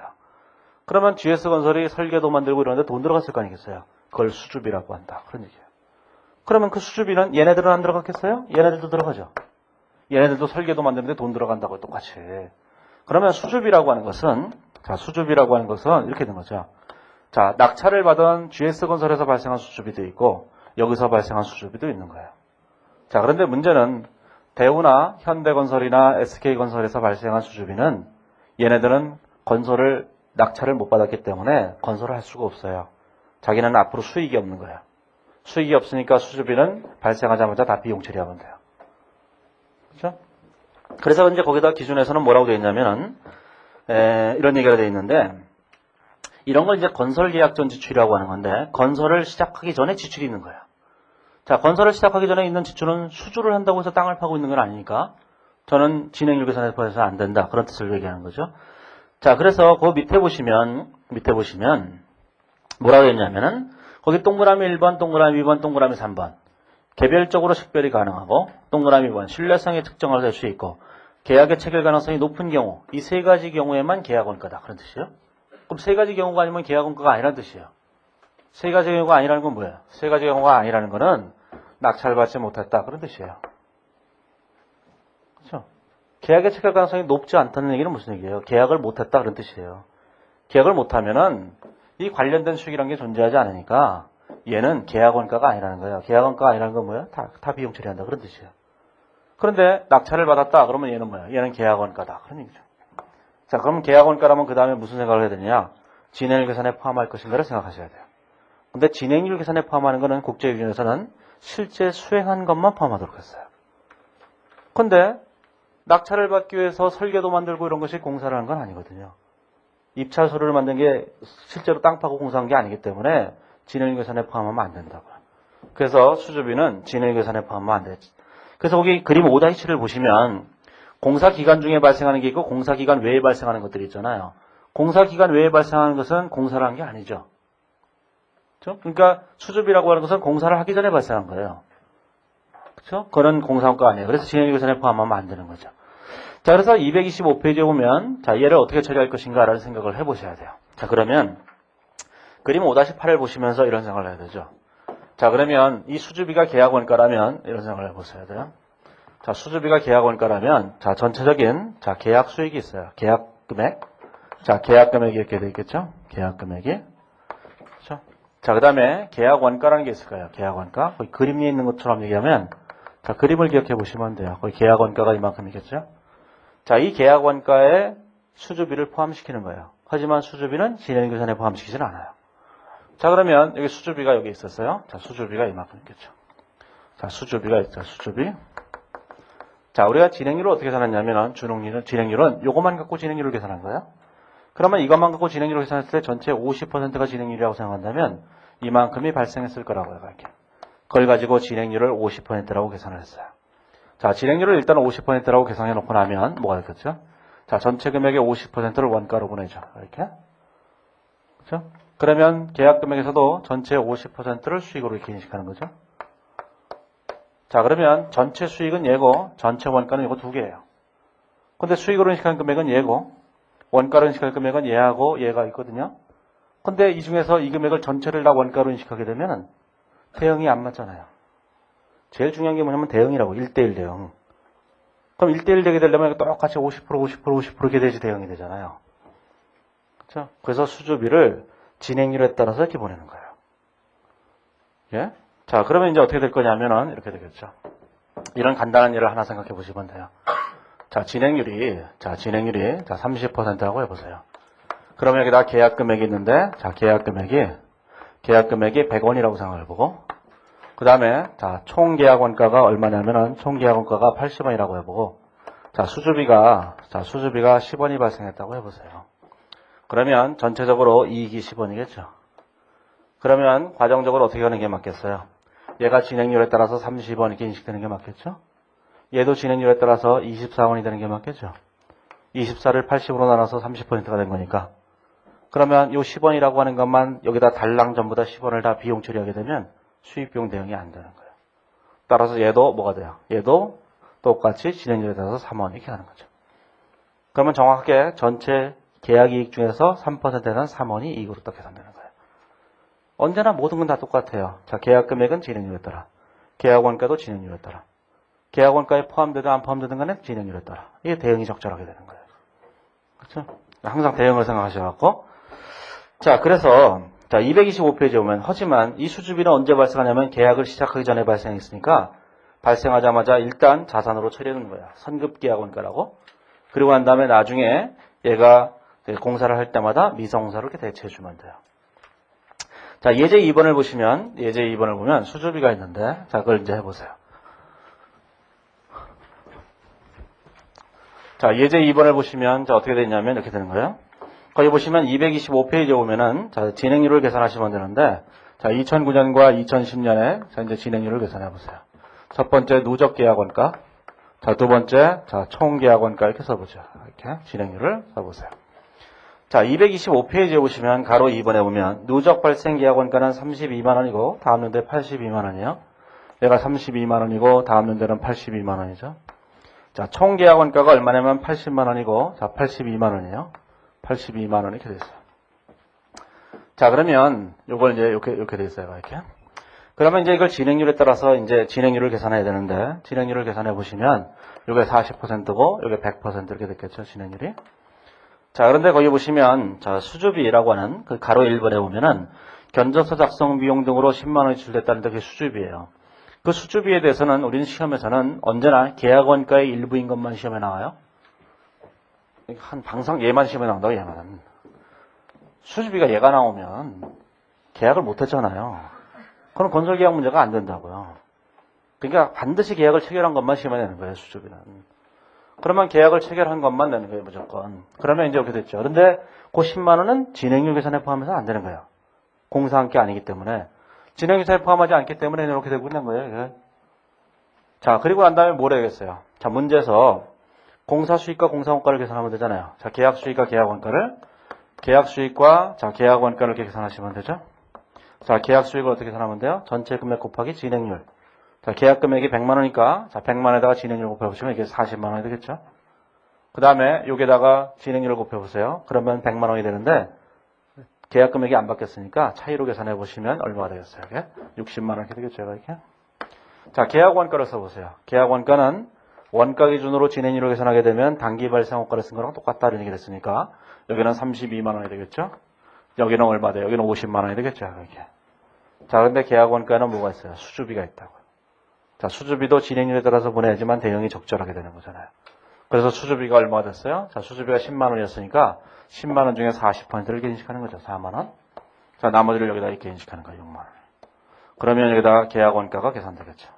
여기도 계약 원가가 계산되는 거예요. 이렇게. 그래서 수익에서 원가를 빼게 되면 여기 4만 원. 수익에서 원가를 빼게 되면 여기도 4만 원 이렇게 답이 되죠. 그래서 계약이익이 둘 다 얼마가 됐냐면은 4만 원이 됐다라는 걸 이제 기억하시면 돼요. 자, 그러면 이걸 이렇게 풀려니까 시간이 오래 걸리잖아요. 또 마찬가지로. 계약이익만 계산하는 게 문제라면 이렇게 풀지 말고 이렇게 푸시면 이렇게, 자, 이게 이제 40%, 100% 이렇게 돼 있을 때, 100%라고 돼 있을 때, 자, 공사 계약이익만 계산하는 게 문제라면 전체 이익이 얼마인지를 먼저 여기다 계산해 놓는 거예요. 자, 전체 이익이란 건 뭐냐면 모든 계약 금액에다가 모든 계약 원가를 다 빼는 거예요. 그러면 진행률에 따라 딱 계산이 돼서 나와요. 그러면 전체 이익이 얼마냐? 그런 건데, 전체 계약 금액이 100만 원인데, 그저 80만 원을 빼면 20만 원의 이익이죠? 근데 수주비도 원가잖아요. 수주비도 계약 원가니까 그것까지 빼게 되면 10만 원의 이익이 된다고요. 그러니까 뭐냐면, 계약이 원래 전체 100만 원에서 계약원가 80만 원을 빼고 자, 수주비 10만 원을 다시 빼게 되면 전체이익이 10만 원이 돼서 나오는 거예요. 자, 두 번째 연도에는 자, 이 100만 원에다가 자, 계약원가는 이제 82만 원이죠. 수주비가 얼마예요? 10만 원 그대로 되어 있으니까 여기 계산해 보면 8만 원이 되죠. 그러면 전체이익을 계산했으니까 전체이익을 여기다 곱해서 계산하시면 되죠. 첫해 40원, 두 번째를 곱하게 되면 두 번째 80원 이렇게 되는 거죠. 자, 두 금액의 차이가 단기공사이익이 계산되는 거예요. 오케이? 나중에 이제 객관식 문제를 푸실 때는 다 이런 방식으로 푸셔야지만 노란색 방식으로 푸셔야지만 빠르게 푸실 수 있어요. 그게 단 1초가 빠르더라도 빨라요. 1초를 모이면 1초를 막 모아놓으면은 나중에 한 100문제를 풀 수 있어요. 자, 그러니까 되도록이면 빠른 방법을 취하는 것이 가장 좋은 거예요, 시험에서는. 자, 이거 이해하시겠죠? 자, 그러면 자, 거기 보시면 226페이지 보면 거기 별에가 있는데 별에는 나중에 객관식에서만 이용하시면 돼요. 전체익 곱하기 진행률 이런 방식으로. 자, 그런데 226페이지 오면 2009년도 회계처리가 있는데 자, 회계처리를 보시면 이렇게 되겠죠. 자, 회계처리를 보시면 제일 먼저 뭐가 있겠어요? 자, 제일 먼저 자, 공사를 시작하기 전에 수주비가 발생한다고요. 공사를 시작하기 전에 2009년도에 공사를 시작하기 전에 수주비가 발생하게 되면 여기다가 자, 선급계약원가 이렇게 쓰겠죠. 선급계약원가라고 써서 여기다가 얼마 써요? 10만 원이라고 쓰는 거예요. 대변에 현금 10만 원이라고 해서 수주비가 이렇게 들어가요. 그 다음에 공사를 하게 되면 자, 32만 원의 계약원가가 들어갈 거 아니겠어요. 그 계약원가를 뭐라고 쓰냐면 여기다 미성공사라고 쓴다 그런 얘기죠. 미성공사라고 얼마나 써요? 32만 원이라고 쓰는 거예요. 여기다 32만 원, 여기다 현금 이렇게 쓰죠. 자, 국제기준에 따르면 무조건 공사대금 청구액이 주어져야 돼요, 문제에서. 안 그러면 회계 처리할 수가 없잖아요. 대금 청구하는 거 있어야 되니까. 물론 이제 회계 처리하면서 생략하라 이러면 할 말은 없는 거지만. 그래서 여기서도 계약 공사대금을 얼마를 청구했냐면 35만 원을 청구했어요. 자, 그래서 계약대금을 청구하는 거에 대해서 여기다가 공사미수금 35만 원, 그 다음에 진행청구액 이게 35만 원 이렇게 쓴 거예요. 이렇게 쓴 거예요. 자, 그 다음에 이제 공사미수금 중에 일부를 받았죠. 자, 현금으로 얼마를 받았냐면 32만 원인가 받았어요. 그럼 여기다 공사미수금이 얼마냐면은 32만 원 이렇게 받은 거죠. 자, 제일 마지막에 얼마 받았어요? 봐줘요. 좀 덜 받을 수도 있는 거죠. 자, 그러고 난 다음에 이제 수익을 인식해야 되는 거예요, 마지막으로. 자, 수익을 인식해야 되는데, 마지막으로 수익을 인식하기 전에, 요 선급 계약 원가 중에 일부가 미성공사로 가야 될 거 아니겠어요. 그래서 미성공사로 대체하는 문제가 거기 있는 거예요. 일단 4만 원을. 요거를 진행률에 따라서 일단 일부를 보낸 거예요, 요거를. 물론 이제 그걸 기중에 보낼 수도 있는데, 기중에 보내려면 진행률을 알아야 되는데, 진행률은 기말이 돼봐야 알잖아요. 기중에 못하고 그냥 기말이 한 거예요. 자, 그래서 여기다가, 선급 계약 원가라고 하는 금액 중에서, 자, 4만 원을 여기다 이제 미성공사 원가로 보낸 거죠. 4만 원을. 자, 그리고 마지막에 여기다가 계약 수익. 자, 계약 원가 이렇게 쓴 거야. 이렇게. 자, 계약 수익, 계약 원가라는 표현을 썼는데, 자, 계약 수익이 얼마냐면은, 저기 보시면 계약 수익이 40만 원이죠. 자, 계약 원가는 요거 계산해 보시면 얼마 돼요? 36만 원이 되는 거예요. 자, 36만 원의 계약 원가는 요거하고 요거를 두 개를 더한 거죠. 언제나? 그러면 두 금액의 차이가 4만 원이 남는데 요 이익 부분은 또 미성공사로 쓰는 거죠. 그렇죠? 미성공사. 공사 수익에서 공사 원가를 뺀 나머지는 다 미성공사로 써요. 그럼 여기다 재무상태표에 뭐라고 쓰겠어요? 여기 미성공사라고 표현될 금액은 뭐죠? 공사 수익으로 인식한 금액이야. 계약 수익으로 40만 원 이렇게 되는 거죠. 이렇게. 이거를 쓰실 때, 자, 미성공사 원가 플러스 이익 인식에 이렇게 생각하지 말고 언제나 수익 금액하고 똑같잖아요. 그렇죠? 미성공사는 언제나 수익 금액하고 똑같아요. 자, 진행 청구액은, 자, 진행 청구한 금액은 이렇게 되겠죠. 이렇게. 두 금액을 네팅해서 차변에다가 5만 원 이렇게 쓰면 되겠다. 그런 뜻이에요. 그렇죠? 요거 조금씩 그 문제를 푸실 때마다 연습을 해보세요. 그러면 이제 이 챕터가 끝날 때쯤 되면 그냥 순식간에 하실 수 있게 돼요. 이렇게 자유롭게 하시기만 하면 되죠. 여기서 이제 개정 과목을 저도 이제 이게 처음 강의하는 거니까 이게 용어가 익숙치가 않아요. 그래서 자꾸 공사 수익 막 이런 표현을 쓰기도 가끔씩 말하다 보면 말하잖아요, 제가. 말 직전 기준에서 전부 다 공사 수익, 공사 원가 이렇게 써서 그런데 뭐 다른 데서 쓴 책에는 뭐 공사 원가, 공사 수익이라고 쓴 책들도 있어요. 책도 있는데 국제회계 기준에서는 그런 말 한마디도 없어요. 그래서 국제기준에 있는 용어랑 똑같이 통일하기 위해서 그냥 계약 수익, 계약 원가라는 표현을 썼고 한국회계기준원에서도 보면은 그 교육 자료가 있는데 거기도 회계 처리 사례들이 있어요. 사례들을 보면 다 계약 수익, 계약 원가 이런 표현만 써요. 그 용어를 일치하기 위해서 계약 수익, 계약 원가라는 표현만 쓴 거예요. 그래서 공사 수익 공사원가는 표현을 왜 안 썼냐면은 용어를 일치시키기 위해서 그런 것이니까 저도 불편해 죽겠어요. 공사 수익 그런 게 훨씬 더 편한데. 그래서 계약 수익, 계약 원가 이렇게 쓴다는 거죠. 그냥. 자, 그 다음에 이제 차입원가라는 게 있는데 이 차입원가는 이거는 이제 뒤에 가보면 별도의 챕터가 있어요. 차입원가에 관한 챕터가 있는데 그건 10장에 가보면 챕터 10장에 가보면 차입원가라는 챕터가 별도로 있어요. 자, 그러면 이제 차입원가라는 별도의 챕터가 있으니까 그때 그 계산 방법에 대해서 자세하게 하실 텐데 우리가 건설 계약에서는 그 차입원가라는 걸 항상 자료로 제시를 해줘요. 자, 그러면 차입원가라는 게 도대체 뭔가라는 건데 차입원가라고 하는 것은 이제 서울시청에서 서울시에서 시청을 건설해달라고 얘기를 했잖아요. GS 건설에다가. 그러면 자 이제 서울시가 GS 건설에다가 건설을 해달라고 얘기를 한 거예요. GS 건설에다가 1,000억을 줄 테니까 이렇게 얘기한 거죠. 그럼 이제 서울시청을 건설을 해야 되는데 이 GS 건설에서 돈이 있어야 건설할 거 아니겠어요.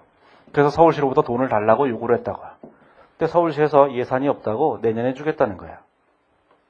올해는 아직 예산을 편성을 못해갖고 예산을 줄 수가 없으니까 내년부터 공사대금을 지급할 테니까 일단 올해는 공사를 시작하라 이렇게 얘기한다고. 자, 그러면 GS건설에서는 알았다 그러고 공사를 시작하지만 포크레인 기사는 생각이 틀려요. 포크레인 기사는 돈을 주지 않으면 땅을 파지 않아요. 그렇죠? 자, 그래서 땅을 파기 위해서는 돈이 필요한 거예요. 돈이. 그래서 GS건설은 우리의 국민은행으로부터 돈을 빌려오는 거예요. 그래서 국민은행에서 이렇게 돈을 빌려오죠. 별이 되겠다는 국민은행 이거 하나 붙였잖아요. 별. 언제 별이 되는 거예요, 이게. 자, 그래서 이제 여기서 돈을 빌려가요. 돈을 예를 들어서 한 100억을 빌려서 땅을 파기 시작하는 거예요. 이제 포크레인 기사가 땅을 파겠죠. 그래서 이제 공사를 하게 되는 거예요. 자, 그러면 국민은행에서 돈을 빌려줄 때 GS건설한테 공짜로 빌려줄 리가 없으니까 여기다가 이자를 줄 거라고요. 저 이자를 주겠죠. 이자를 한 5억 줄 거예요, 이렇게. 자, 이때 우리는 이 5억을 뭐라고 하냐면 차입원가라고 얘기하는 거예요. 일반적으로는 그냥 이자 비용이라고 생각하시면 되는데 이거는 이제 국제유예 기준에서는 차입원가라는 표현을 써요. 그래서 차입원가라는 표현을 쓴 거야. 용어를 일치시키기 위해서. 자, 그놈의 용어 일치. 왜 용어 일치를 제가 선택을 했냐면 용어를 일치시키지 않으면 기준에 있는 용어가 새로운 용어 나왔을 때 또 이게 우리 같은 사람은 그냥 아는데 처음 공부하시는 분들은 용어가 다르면 또 다른 건 줄 알잖아요. 차입원가하고 이자 비용이 똑같다는 걸 잘 모른다고 처음 공부하는 사람들은. 그래서 용어를 일치시켜주는 게 중요하다고요. 그래서 용어를 일치시키는 거예요. 그래서 차입원가예요. 우리가 이자라고 생각하면 돼요. 은행에서 돈 빌린 것에서 이자를 줬다는 거죠. 자, 그러면 이 차입원가가 있다고 할 때 이 차입원가는 이 공사를 하기 위해서 필수적으로 발생하는 지출이에요. 따라서 이 차입원가도 계약원가로 본다는 거예요. 옛날 기준에서는 이 차입원가를 공사 계약 원가에 포함시켜도 되고 포함시키지 않아도 되고 상관없었어요. 국제 기준은 무조건 포함시켜야 돼요. 예외가 없어요. 무조건 강제 조항이기 때문에 무조건 차입원가는 계약원가예요. 자, 그럼 생각을 해보세요. 건설자금이자라고 하는, 이걸 이제 다른 말로는 건설자금이자라고 하는데, 이 건설자금이자라고 하는 요 차입원가. 요걸 뭐라고 하냐면, 요걸 건설자금이라고 하는 거예요. 건설자금. 건설자금이라고 하는 것은 건설을 하기 위해서 필요한 자금을 우리가 건설자금이라고 하는데, 그 건설자금에서 이자가 발생했다 그래서 건설자금이자라고 얘기를 해요. 다른 말로. 그럼 이 건설자금이자가 요게 차입원가인데, 이 차입원가가 공사를 수행하는데 필수적으로 들어간 게 아니거든요. 내 돈으로 했다면 차입원가는 필요 없잖아요. 그러니까 실질적으로 수행한 공사가 아니에요, 이게. 그래서 진행예산에 포함하지 않는다고. 그러면 진행예산에 포함하지 않으면 도대체 우리가 어떻게 할 것인가 또 생각해 봐야겠죠. 자, 진행예산에 포함하지 않는다면 얘를 어떻게 비용 처리할 것인가, 어떻게 계약원가로 처리할 것인가를 생각해 보셔야 돼요. 자, 그걸 생각할 때 우리가 이런 생각을 해보시면 되죠. 제일 중요한 건 언제나 뭐예요? 수익 비용의 적절한 대응이에요. 그러면 자, 우리가 계약원가가 이만큼 있었어요. 계약원가가. 자, 계약원가가 이만큼 있었죠. 계약원가가 이만큼 있었어요. 자, 그 다음에 또 뭐가 있었어요? 계약원가가 있었고, 자, 그 다음에 계약 수익이 있었어요. 계약 수익이라는 게 있었죠. 수익. 자, 그 다음에 뭐가 있었어요? 자, 차입원가가 있는 거예요. 이 차입원가도 계약원가다는 얘기예요. 하지만 진행예산에 포함하는 건 아니에요. 자, 그러면 제일 먼저 계약원가 중에서 반이 발생했다. 그렇다면 우리가 원가 기준으로 진행률 계산하면 50%가 진행률이라고 생각을 해보세요. 그러면 자, 요만큼이 계약원가로 인식될 금액일 거예요. 그렇죠? 자, 그러면 자, 요것도 진행률에 따라서 보면 이 금액이 뭐야? 계약 수익으로 인식할 금액이 되겠죠. 자, 그러면 차입원가는 어떻게 되느냐? 차입원가도 이렇게 하면 되겠죠, 이렇게? 이렇게 50% 하면 될 거 아니겠어요? 그렇죠? 자, 하지만 차입원가는 생각이 좀 다르게 하셔야 되는데, 이 차입원가라고 하는 것은 뭐냐면, 공사를 해나감에 따라서 계속 발생하는 거예요. 지금 전체 금액이 얼마인지 우리는 모른다. 물론 이제 전체 금액이 안다고 생각하고 가정할 수도 있는데, 그렇게 되게 되면 무슨 문제가 되냐면은, 실제로 이자도 없는데 차입원가를 자본할 수도 있어요. 그럼 그 얘기하면 이제 너무 어려운 얘기가 되니까, 아무튼 미래를 예측할 수 없다 이렇게 생각하면 간단해요. 그건 나중에 차입원가 챕터로 가보시면 미래를 우리가 왜 예측할 수 없는지를 아시게 돼요. 그러면 우리가 이 계약원가라는 것을 진행 계산에 포함시켰던 얘기는 전체 금액이 얼마인지를 추정할 수 있었기 때문이에요. 그런데 이 차입원가 쪽은 이 전체 금액이 얼마인지를 추정하는 게 거의 불가능해요. 여기서 그냥 불가능하다고 생각하세요. 그래서 거기 227페이지에 보시면 그 차입원가라는 게 있는데 거기 보시면 그림 5-9를 보시면 차입원가 부분에 있어서 차기 후에 발생한 부분을 추정하는 게 불가능하기 때문에 현실적으로 단기에 발생한 것만 직접 그냥 비용 처리로 끝내겠다는 거예요. 그래서 거기다 표현이 대응이 불가능하다 이렇게 하는 거예요. 그림은 뭐 크기가 똑같아갖고 대응이 되는 것처럼 보이지만 우리 좀 크기를 좀 다르게 썼어야 되는데 그래서 여기 보면 어떻게 됐어요? 여기다 여기 보면 점선 이렇게 그려져 있죠. 점선 모르겠다 이렇게 되는 거예요. 이렇게 얼마인지를. 그래서 이 차입원가는 발생하자마자 즉시 계약원가로 대체만 하면 돼요. 자, 그러면 이제 어떻게 할 거냐면은 이렇게 되겠죠. 자, 이제 그 다음 예제를 한번 풀어보세요. 예제를. 자, 예제를 풀어보시면 예제가 이제 이렇게 되어 있는 거예요.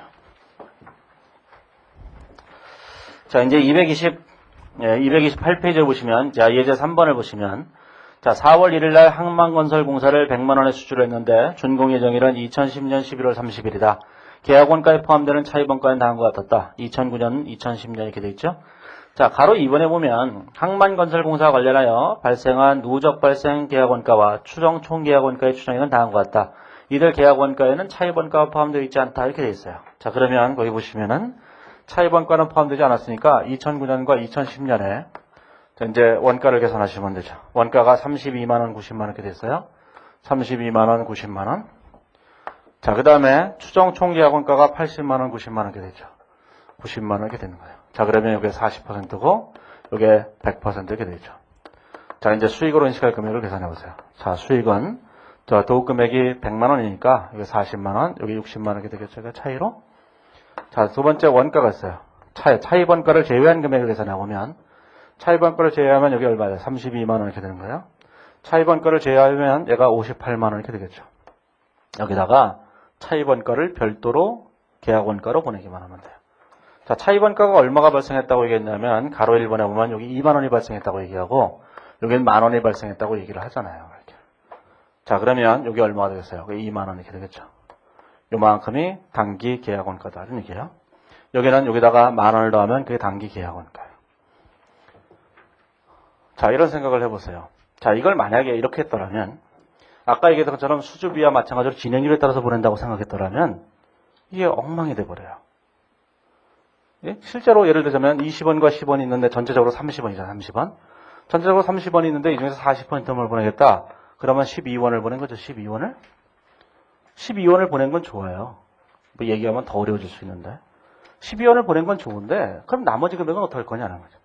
나머지 금액에 대해서 내년도 거는 내년도에 계약원가로 보낸다고 쳐요. 그러면 올해 20원 발생한 것 중에서 12원을 원가로 보내게 되면 나머지 8원이 남잖아요. 8원은 그냥 손익계산서에 이자 비용으로 비용 처리되고 끝내야 된다고. 그럼 대칭도 안 되고 막 그래요. 이해 못 하셔도 돼요. 네? 이해 안 하시는 게 더 좋아요. 제가 얘기하면 얘기할수록 더 혼란스러울 테니까.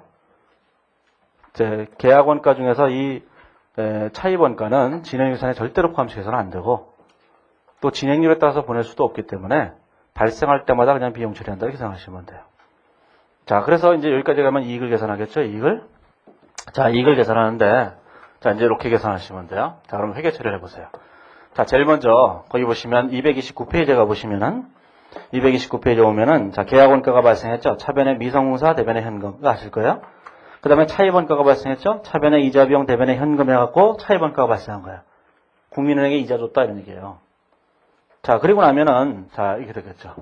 자, 여기다가 미성공사라고, 이거 32만원. 자, 대변에 현금 32만 원 이렇게 발생했죠. 이렇게 32만 원. 그 다음에 뭐가 됐냐면 이자가 2만 원이 발생했잖아요. 국민은행에 준 게 이자 비용이 얼마예요? 2만 원이에요. 2만 원. 그러면 여기다 차변에 대변에 현금 2만 원 이렇게 줬겠죠.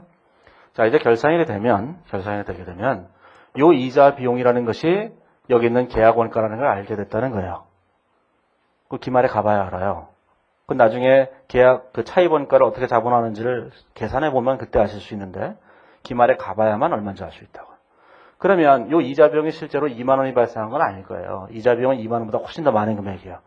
국민은행에서도 빌리고 우리은행에서도 빌리고 여러 군데서 빌렸을 테니까 그 중에서 2만 원만 계약 원가다 그런 뜻이에요. 다가 아니고. 그러면 그 이자 비용이라고 하는 그 2만 원이라고 하는 금액은 2만 원이라는 금액은 미성공사로 일단 대처해 놓고 계약 원가니까 미성공사로 이렇게 대처를 해 놓고 그 다음에 뭐란 거죠? 수익을 또 인식하는 거죠. 그럼 여기다 공사 수익을 계약 수익을 이렇게 인식하겠죠? 40만 원. 여기다 계약 원가 인식하겠죠? 자, 두 개 합친 금액 34만 원. 그럼 나머지 6만 원이 뭐야? 미성공사도 이렇게 되는 거죠. 그죠? 자, 공사 수익, 공사 원가를 인식하고 대차 잔액은 무조건 미성공사가 되는 거예요. 예? 자, 이렇게 하시면 돼요. 자, 그러면 이제 이렇게 하면 좋은데, 자, 이제 이렇게 계산하는 게 시간이 오래 걸리잖아요. 공사이익만 직접 계산하려면, 이제 그걸 계산할 줄 아셔야 되죠. 자, 공사이익만 직접 계산하려면, 자, 전체 이익이 얼마인지를 계산하는 거예요. 근데 전체 이익이 얼마인지를 계산하는데, 이 전체 이익을 계산할 때, 차입원가는 빼고, 차입원가가 없다고 할 때 이익을 계산하는 거예요. 차입원가는 존재하지 않는다고 치고, 자, 존재하지 않는다고 칠 때 이익이 얼마예요? 20만 원이죠? 그렇죠? 100만 원 마이너스 80만 원에서 20만 원이잖아요. 100만 원 곱하기 90만 원 하게 되면 이게 10만 원이죠?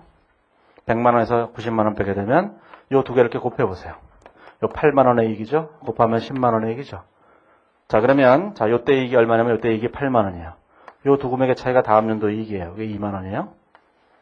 자, 차입원가는 여기서 별도로 빼는 거예요. 자, 좀 이따가 다시 정리할 거예요. 차입원가 요 20원을 별도로 빼요.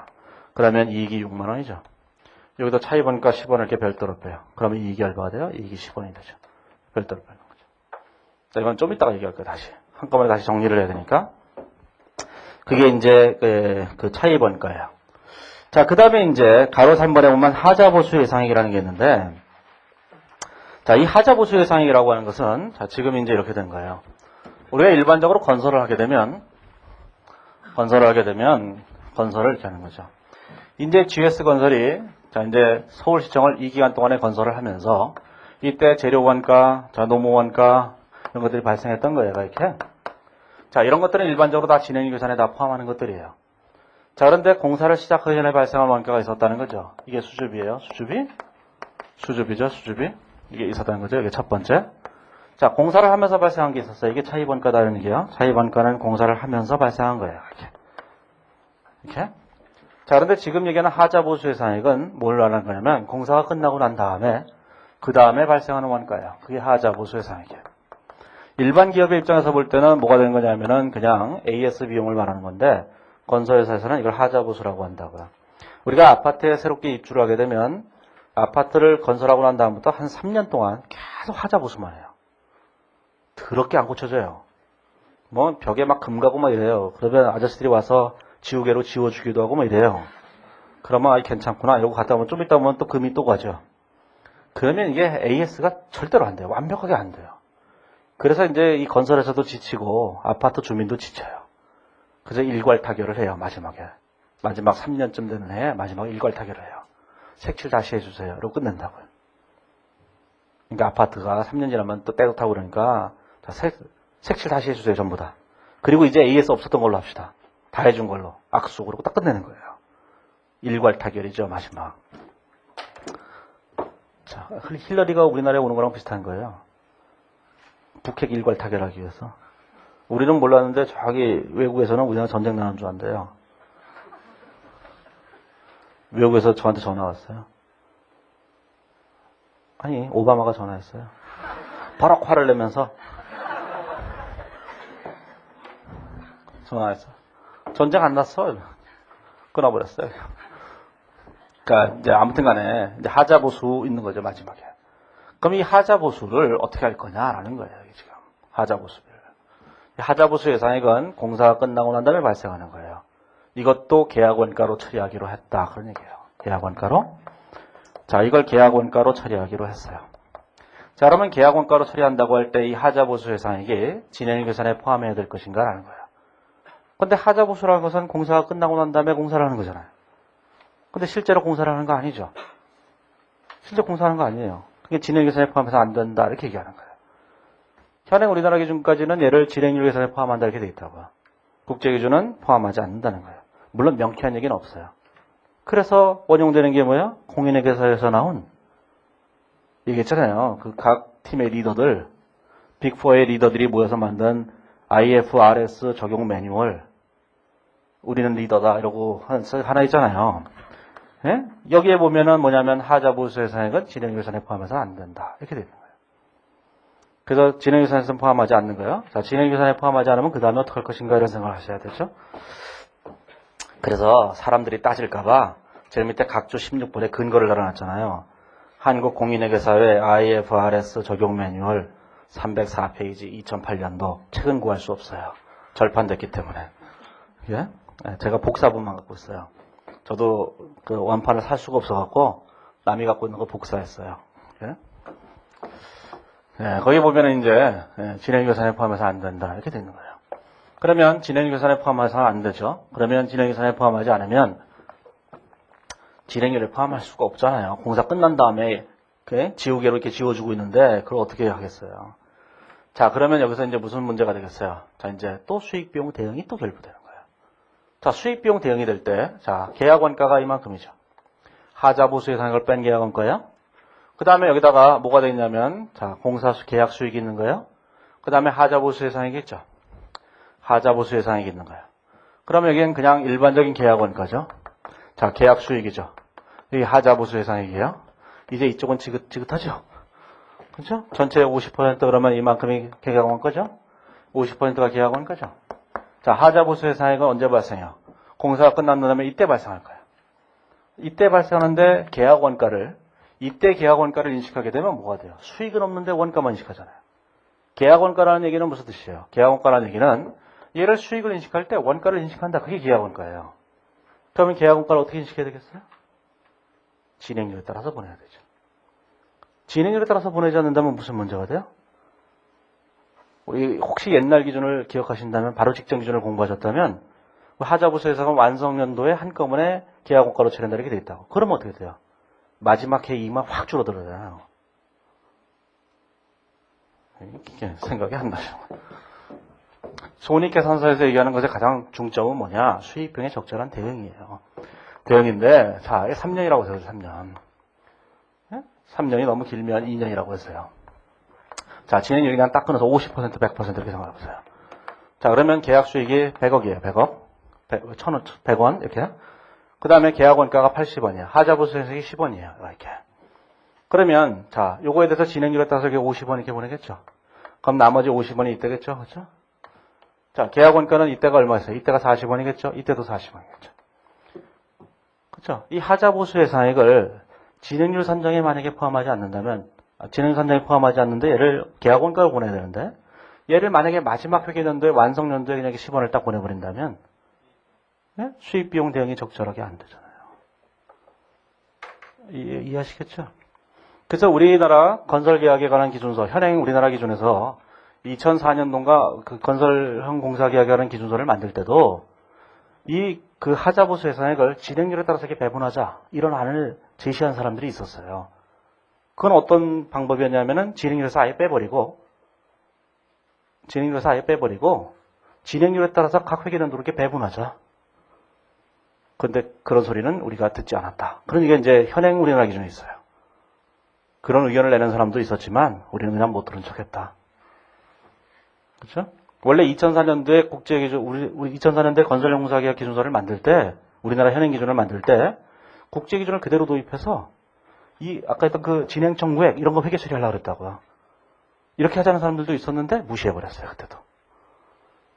무시해버리고 그냥 옛날 방식대로 했던 거거든요. 그걸 이제 한 5, 6년 만에 이제 받아들이고 있는 거예요. 그래서 이것도 어떻게 되면 진행률에 따라서 이렇게 배분을 해야만 수익비용에 적절한 대응이 되는 거예요.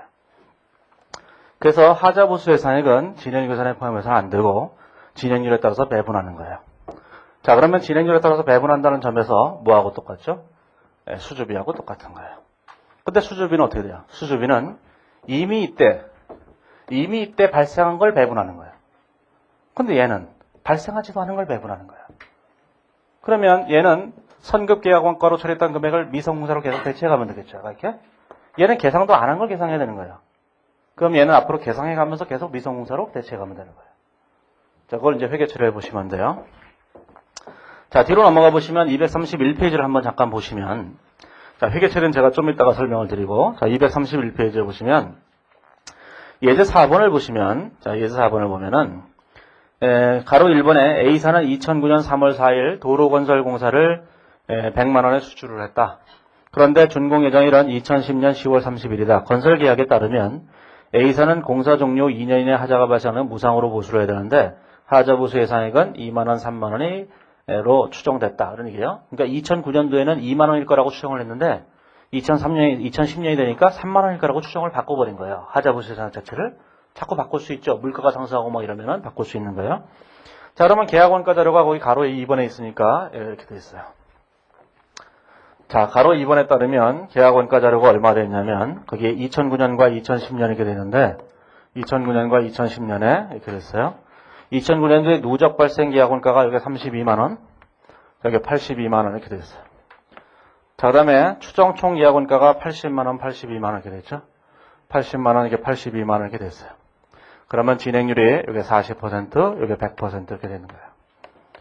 자, 그러면 수익을 계산해 보세요. 자, 수익을 계산해 보시면, 자, 수익은 100만원이니까 이거 40만원, 이거 60만원 이렇게 아시겠죠? 자, 단기 발생 원가가 있어요. 계약 원가가. 자, 계약 원가는 32만원이에요. 원래는 총 계약 원가 곱하기 진행률을 해야 되는데, 원가 기준으로 하게 되면 단기 발생 원가를 보낸 거랑 똑같다. 그 얘기 한 거예요. 그래서 그냥 보낸 거예요. 이렇게. 자, 그러면 여기, 요 차이를 계산하면 이게 50만원이죠? 여기다가 이제 하자 보수 예상액을 보내야 되는 거예요. 하자 보수 예상액이 첫 해에는 2만원이라고 예상됐어요. 자, 그러면 첫 해 2만원 중에 얼마를 보내야 돼요? 2만원 중에서 40%를 보내야 되겠죠, 이렇게. 자, 그런데 두 번째 연도를 보니까 이번에는 3만원이라고 추정이 되는 거예요. 그러면 3만원이 얼마 되죠? 자, 3만원에 이번에는 100%를 보내야 되죠, 100%를. 근데 이미 전년도에 인식한 금액이 요만큼 있잖아요, 8원이. 그 8원을 여기다 빼야 되죠, 이렇게. 그렇죠? 전년도 거를 빼셔야 되는 거예요.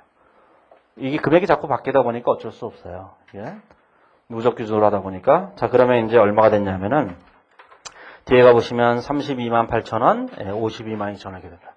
요게, 자, 32만 8천원. 자, 요게 얼마 됐냐면, 요게 52만 2천원 이렇게 되죠. 52만 2천원 이렇게 된 거예요. 네? 자, 이제 회계처리를 해보세요. 자, 이제 2009년도에 무슨 일이 발생했냐면 계약원가가 발생해서 32만원의 계약원가가 발생했어요. 2009년도에. 자, 여기다가, 자, 미성공사 이렇게 발생한 거죠. 자, 미성공사라고 32만원. 자, 대변의 현금 32만원 이렇게 된 거예요. 이렇게 된 거예요.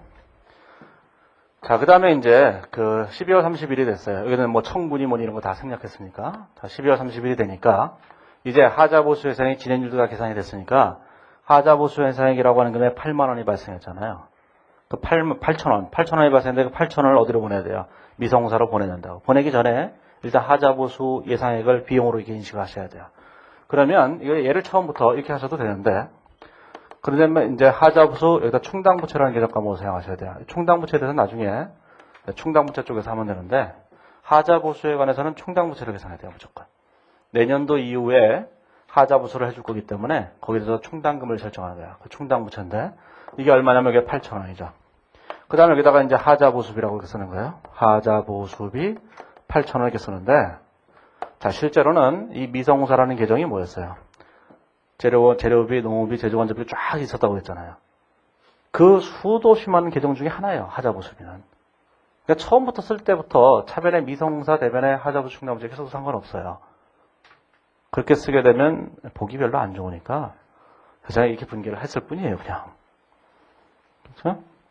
그렇잖아요. 원래는 분개가 이게 아니라고 했잖아요. 분개가 차변의 급여, 대변의 현금, 차변의 임차료, 대변의 현금, 차변에 뭐 감가상각비, 대변에 감가상각비 이런 분기를 3, 40개를 하고 있는 거예요. 원래 이 미성공사라고 하는 것 자체가. 나중에 원가액을 공부하시면 원가액에서 재료 원가, 노무 원가, 제조관자 원가를 분기하는 걸 한번 보여줘요. 원가액 하는 사람들이. 안 보여주면은 그냥 할 수 없고 그걸 보여주는데 거기에 보면은 그걸 세세하게 분개를 다 하거든요. 물론 3, 40개를 안 하고 한 서너 개밖에 안 하지만 그 서너 개를 모아놓은 게 여기도 미성공사 계정을 하나의 분개로 했다는 거랑 똑같은 거예요. 자, 그러면 이제 이렇게 하게 됐죠. 자, 그래서 이제 하자보수비라는 회계처를 별도로 하고 그 하자보수비를 하자보수비 8원이라고 하는 금액을 어디로 대체한 거냐면 미성공사 이렇게 대체해 놓은 거예요. 이렇게. 그러니까 처음부터 분개를 이렇게 하셔도 누가 죽이지 않아요. 괜찮다고 얘기해. 그렇죠? 자, 그러면 그 다음에 뭐였어요? 수익을 인식해야 되죠. 똑같이. 자, 그러면 계약 수익이 얼마죠? 계약 수익 40만 원. 계약 원가 얼마죠? 32만 8천 원. 이게 된 거예요. 계약 원가. 그렇잖아요. 계약 원가는 미성공사 두 개를 합한 금액이잖아요. 두 금액의 차이는 미성공사. 이렇게 되는 거죠. 그렇죠? 그리고 이렇게 하자보수 충당부채를 계상하다 보면 하자보수 충당부채는 마지막 해가 되면 언제나 예상액이 되는 거예요. 정확하게. 그럼 예상액 얼마가 되겠어요? 다음 연도에도 또 계상하겠죠? 22,000원을. 그러면 정확한 금액이 얼마죠? 3만 원이 하자보수 충당부채로 계상되게 돼요. 그 하자보수 충당부채로 계상한 그 3만 원은 실제로 AS를 해줄 때 AS 비용과 상계하는 거예요. 그 뒷부분은 사실 별로 중요하지 않아요. 예전에 그 1년의 회계처리를 보여주기 위해서 뒷부분도 보여줬지만 시험에서 그런 거는 별로 중요하지 않다고. 자, 그래서 이제 거기 보시면은 자, 230페이지에 보시면 자, 이제 말로 하는 걸 잠깐 보시면 거기 이제 그 230페이지에 보시면 가로 1번에 보면 하자보수의 예상이라는 게 있는데 두 번째 줄에 보시면 하자보수 의무가 있는 경우에는 합리적이고 객관적인 기준에 따라 추정된 금액을 하자보수비의 과목으로 해서 계약원가에 포함하고 동금액을 하자보수 충당부채로 인식한다. 그 밑에 보시면 하자보수 예상액은 실제로 수행된 작업을 나타내는 것이 아니기 때문에 진행률 산정에 포함하지 않는다. 이게 예전 기준에서는 진행률 산정에 포함했기 때문에 거기에 대한 근거를 달아놓은 거예요. 각조 16번에다가. 자, 그래서 그렇다면 어떻게 할 거냐? 두 번째 줄에 보시면 두 번째 문단의 두 번째 줄에 보시면 하자보수 예상액을 진행률의 산정에 포함하지 않는다면 하자보수 예상되는 회계년도부터 진행률에 따라 미성공사로 대체하고 동금액을 계약원가로 처리해야만 한다. 그래서 각조 17번에 결론적으로는 계약 전 지출과 같다. 수주비와 같다. 그런 뜻이에요. 자, 그렇게 해야지만 진행률에 따라서 인식될 것이기 때문이다. 이렇게 되어 있는데 각조 18번에서는 만약에 그렇게 하지 않고 기존의 기업 기준대로 전액 완성연도의 계약원가로 처리하면은 뭐 어떤 문제가 발생하냐면 마지막 연도의 계약이 과속 예상된다. 그걸 얘기한 거예요. 그 다음에 231페이지에 보시면 자, 하자보수비의 발생했는데 하자보수가 발생하면은 그 하자보수비가 들어갈 때 하자보수 충당부채가 서로 상기하는 거예요. 부족하면 하자보수비를 처리하고 그런 얘기는 이제 나중에 어디서 할 거냐면은 제품보증 충당부채에서 얘기할 거예요. 제품보증이나 하자보수랑 똑같은 거예요. 우리가 이제 삼성전자 같은 데서는 삼성전자 또는 뭐 이런 회사들 또는 뭐 현대차나 이런 회사들이 하는 AS를 우리는 뭐라고 하냐면은 우리가 일반적으로 AS라고 하는 거고 이거를 제품보증이라고 하는 거예요. 제품보증. 보증. 자, 이거를 건설회사가 하게 되면 건설회사가 하는 AS가 있어요. 건설회사가 하는 AS를 우리가 뭐라고 하냐면 하자보수라고 하는 거예요. 그러니까 용어를 다르게 쓸 뿐이에요. 건설회사가 하는 거는 하자보수. 일반적인 제품 제조회사가 하는 것은 제품보증 또는 판매보증 이렇게 얘기하는 것이기 때문에 둘 다 AS라는 점에서는 다 똑같아요. 이렇게. 그래서 회계체가 나중에 다 똑같아져요. 뒤쪽 얘기는 별로 그렇게 신경 쓰지 않으셔도 돼요. 자, 그런데 이제 문제는 이거랑 똑같잖아요. 이것도 이거. 이 계산을 내니까 귀찮잖아요. 그렇죠? 그러면 여기서도 똑같이 또 생각을 해야 되죠. 자, 뭘 해야 되냐면 전체이익이 얼마인지를 계산하고 그걸 가지고 배분하면 돼요. 그러면 여기다 전체이익이 있겠죠. 전체이익이. 자, 전체이익이 있어요. 자, 전체이익이 있는데 이 전체이익을 여기다 쓰는 거예요. 자, 이번에는 어떻게 쓰는 거냐면은 하자보수 예상액 또 뺀 금액으로 써요. 하자보수에서 빼버리고 쓴다고요? 그러면 전체 금액이 100만 원에서 자, 요 80만 원을 빼게 되면 20만 원이 되잖아요. 그다음 하자보수에서 2만 원 빼면 18만 원이 되죠. 이렇게 된 거예요. 이렇게. 전체 이익이 하자보수 예상을 빼야 된다는 얘기예요. 자, 여기다가 보시면 여기다가는 어떻게 되겠어요? 여기다가는 자, 100만 원에다가 82만 원 빼면 18만 원이요. 그다음 3만 원을 빼게 되면 15만 원이죠. 이렇게. 자, 그래서 이 두 개를 곱하시게 되면 답이 나올 수 있을 거예요. 자, 그러면 48, 32에다가 하면 7만 2천 원이 되죠. 이렇게. 여기는 15만 원이 되죠. 자, 두 금액의 차이는 여기다 7만 8천 원 이렇게 답이 되죠. 첫 해이익이 7만 2천 원, 두 번째 이익이 7만 8천 원 이렇게 되는 거예요. 그 해답하고 똑같다는 거 아실 거예요. 자, 이제 결론을 얘기해보죠. 자, 이제 어떤 결론을 얘기하냐면은, 자, 우리가 하자보수 예상액이든 또는 차입원가든 또는 수주비든지 간에 관계없이 다 똑같은 방법으로 문제를 풀어내야 돼요. 자, 그러면 우리가 이렇게 생각하죠. 자, 우리가 일반적인 일반 계약원가가 있어요. 일반 계약원가가 있죠. 자, 그 다음에 일반 계약원가가 있고 그렇지 않은 계약원가가 있어요. 자, 차이점은 뭐냐면은 이렇게 생각하면 되죠. 자, 계약원가가 있다면 제일 먼저 뭐부터 생각해요? 자, 진행률 산정에 포함할 것인가 말 것인가 이걸 먼저 산정하는 거예요. 이렇게. 자, 진행 산정에 포함하는 거는 여기는 뭐 별 얘기 없죠. 진행 산정에 포함하지 않는 원가에 지금 세 가지가 있는 거잖아요. 수주비, 하자부 수혜상액, 그 다음에 차입원가 이렇게 세 가지가 있는 거예요. 자, 여기 세 가지가 있다고 할 때 세 가지 중에서 자, 이제 수주비가 있어요. 그 다음에 하자부 수혜상액이겠죠. 보수혜상액이 있어요. 자, 그 다음에 차입원가가 있죠. 자, 이제 공통점을 생각해 보세요. 자, 이 하자부 수혜상액과 수주비는 진행률에 따라서 보낸 거예요. 얘네들을 진행률에 따라서 보냈죠. 진행률에 따라서 보낸 거예요. 전체 금액을 알고 그걸 진행률에 따라서 배분했다 그런 얘기예요. 자, 차입원가는 진행률에 따라서 보낸 게 아니죠. 자, 그러면 우리가 자, 계약 이익을 계산할 때 자, 계약 이익을 어떻게 계산할 수 있다고 했냐면 이렇게 계산할 수 있다고 했죠. 자, 계약 금액에다가 자, 계약 금액에서 뭘 빼냐면은 계약 금액에서 총 원가를 빼는 거죠. 총 원가, 총 계약 원가를 빼는 거예요. 계약 원가를 빼서 여기다가 이게 진행률을 곱하면 되는 거였죠. 이렇게. 그렇죠? 자, 이때 진행률을 곱할 때 요 총 계약 원가에는 모든 원가가 다 들어가는 거예요. 차입 원가만 빼고. 여기 진행률에 따라서 보낸다는 얘기는 요 진행률에 포함시킨 것과 효과가 똑같아요. 그래서 이 차입 원가를 제외한 이 모든 원가는 전부 다 요 총계약 원가에 딱 집어넣어 버리면 답이 딱 맞아요. 그리고 항상 차입 원가만 별도로 계산해서 마지막에 이렇게 빼는 거예요. 당기 발생하는 차입 원가를 이렇게 빼시기만 하면 계약이익이 딱 계산돼 나와요. 이렇게 하셔야지만 모든 문제를 다 일괄해서 푸실 수 있어요. 그렇죠? 자, 이제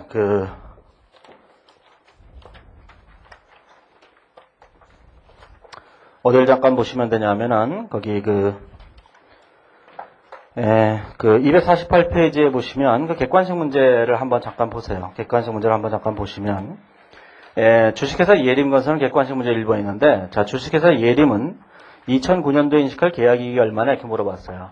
2009년도에 이익을 계산하려면 248페이지에 있어요. 객관식 문제 248페이지에 있는 세무사 2004년도 기출문제인데 자, 2009년도에 이익을 물어보면 2009년과 2008년 딱 두 개만 계산하면 돼요. 이걸 2007년부터 계산하는 사람도 있는데 그럴 필요 없어요. 항상 어떤 특정 연도에 이익을 물어보면 그 회계연도와 바로 직전 연도 딱 두 개만 계산하면 돼요. 자, 그러면 어떻게 계산하겠어요? 이렇게. 자, 2009년도잖아. 2009년도. 그러면 2009년이죠. 그럼 이게 2008년이죠. 자, 2007년도 이전은 계산할 필요가 없다. 그 얘기예요. 여기서 진행률을 제일 먼저 계산하셔야 돼요. 누적. 자, 총. 그래서 진행률 이걸 가장 먼저 계산해야 되는 거예요. 거기 보시면 자료에 오면 자, 누적 발생 계약원가라는 게 가운데 줄에 있죠. 누적 발생 계약원가가 4,500, 6,800 이렇게 되잖아요. 4,500, 6,800 이렇게 되는 거예요. 이렇게.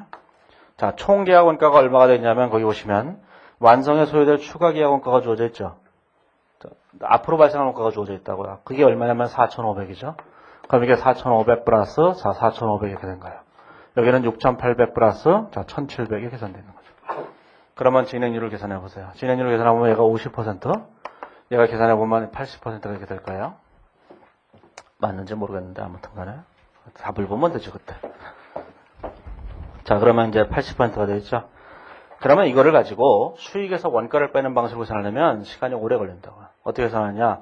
전체 이익이 얼마인지를 여기다 써요. 전체 이익이. 토탈 이익이 얼마인지 쓴다고요. 이렇게.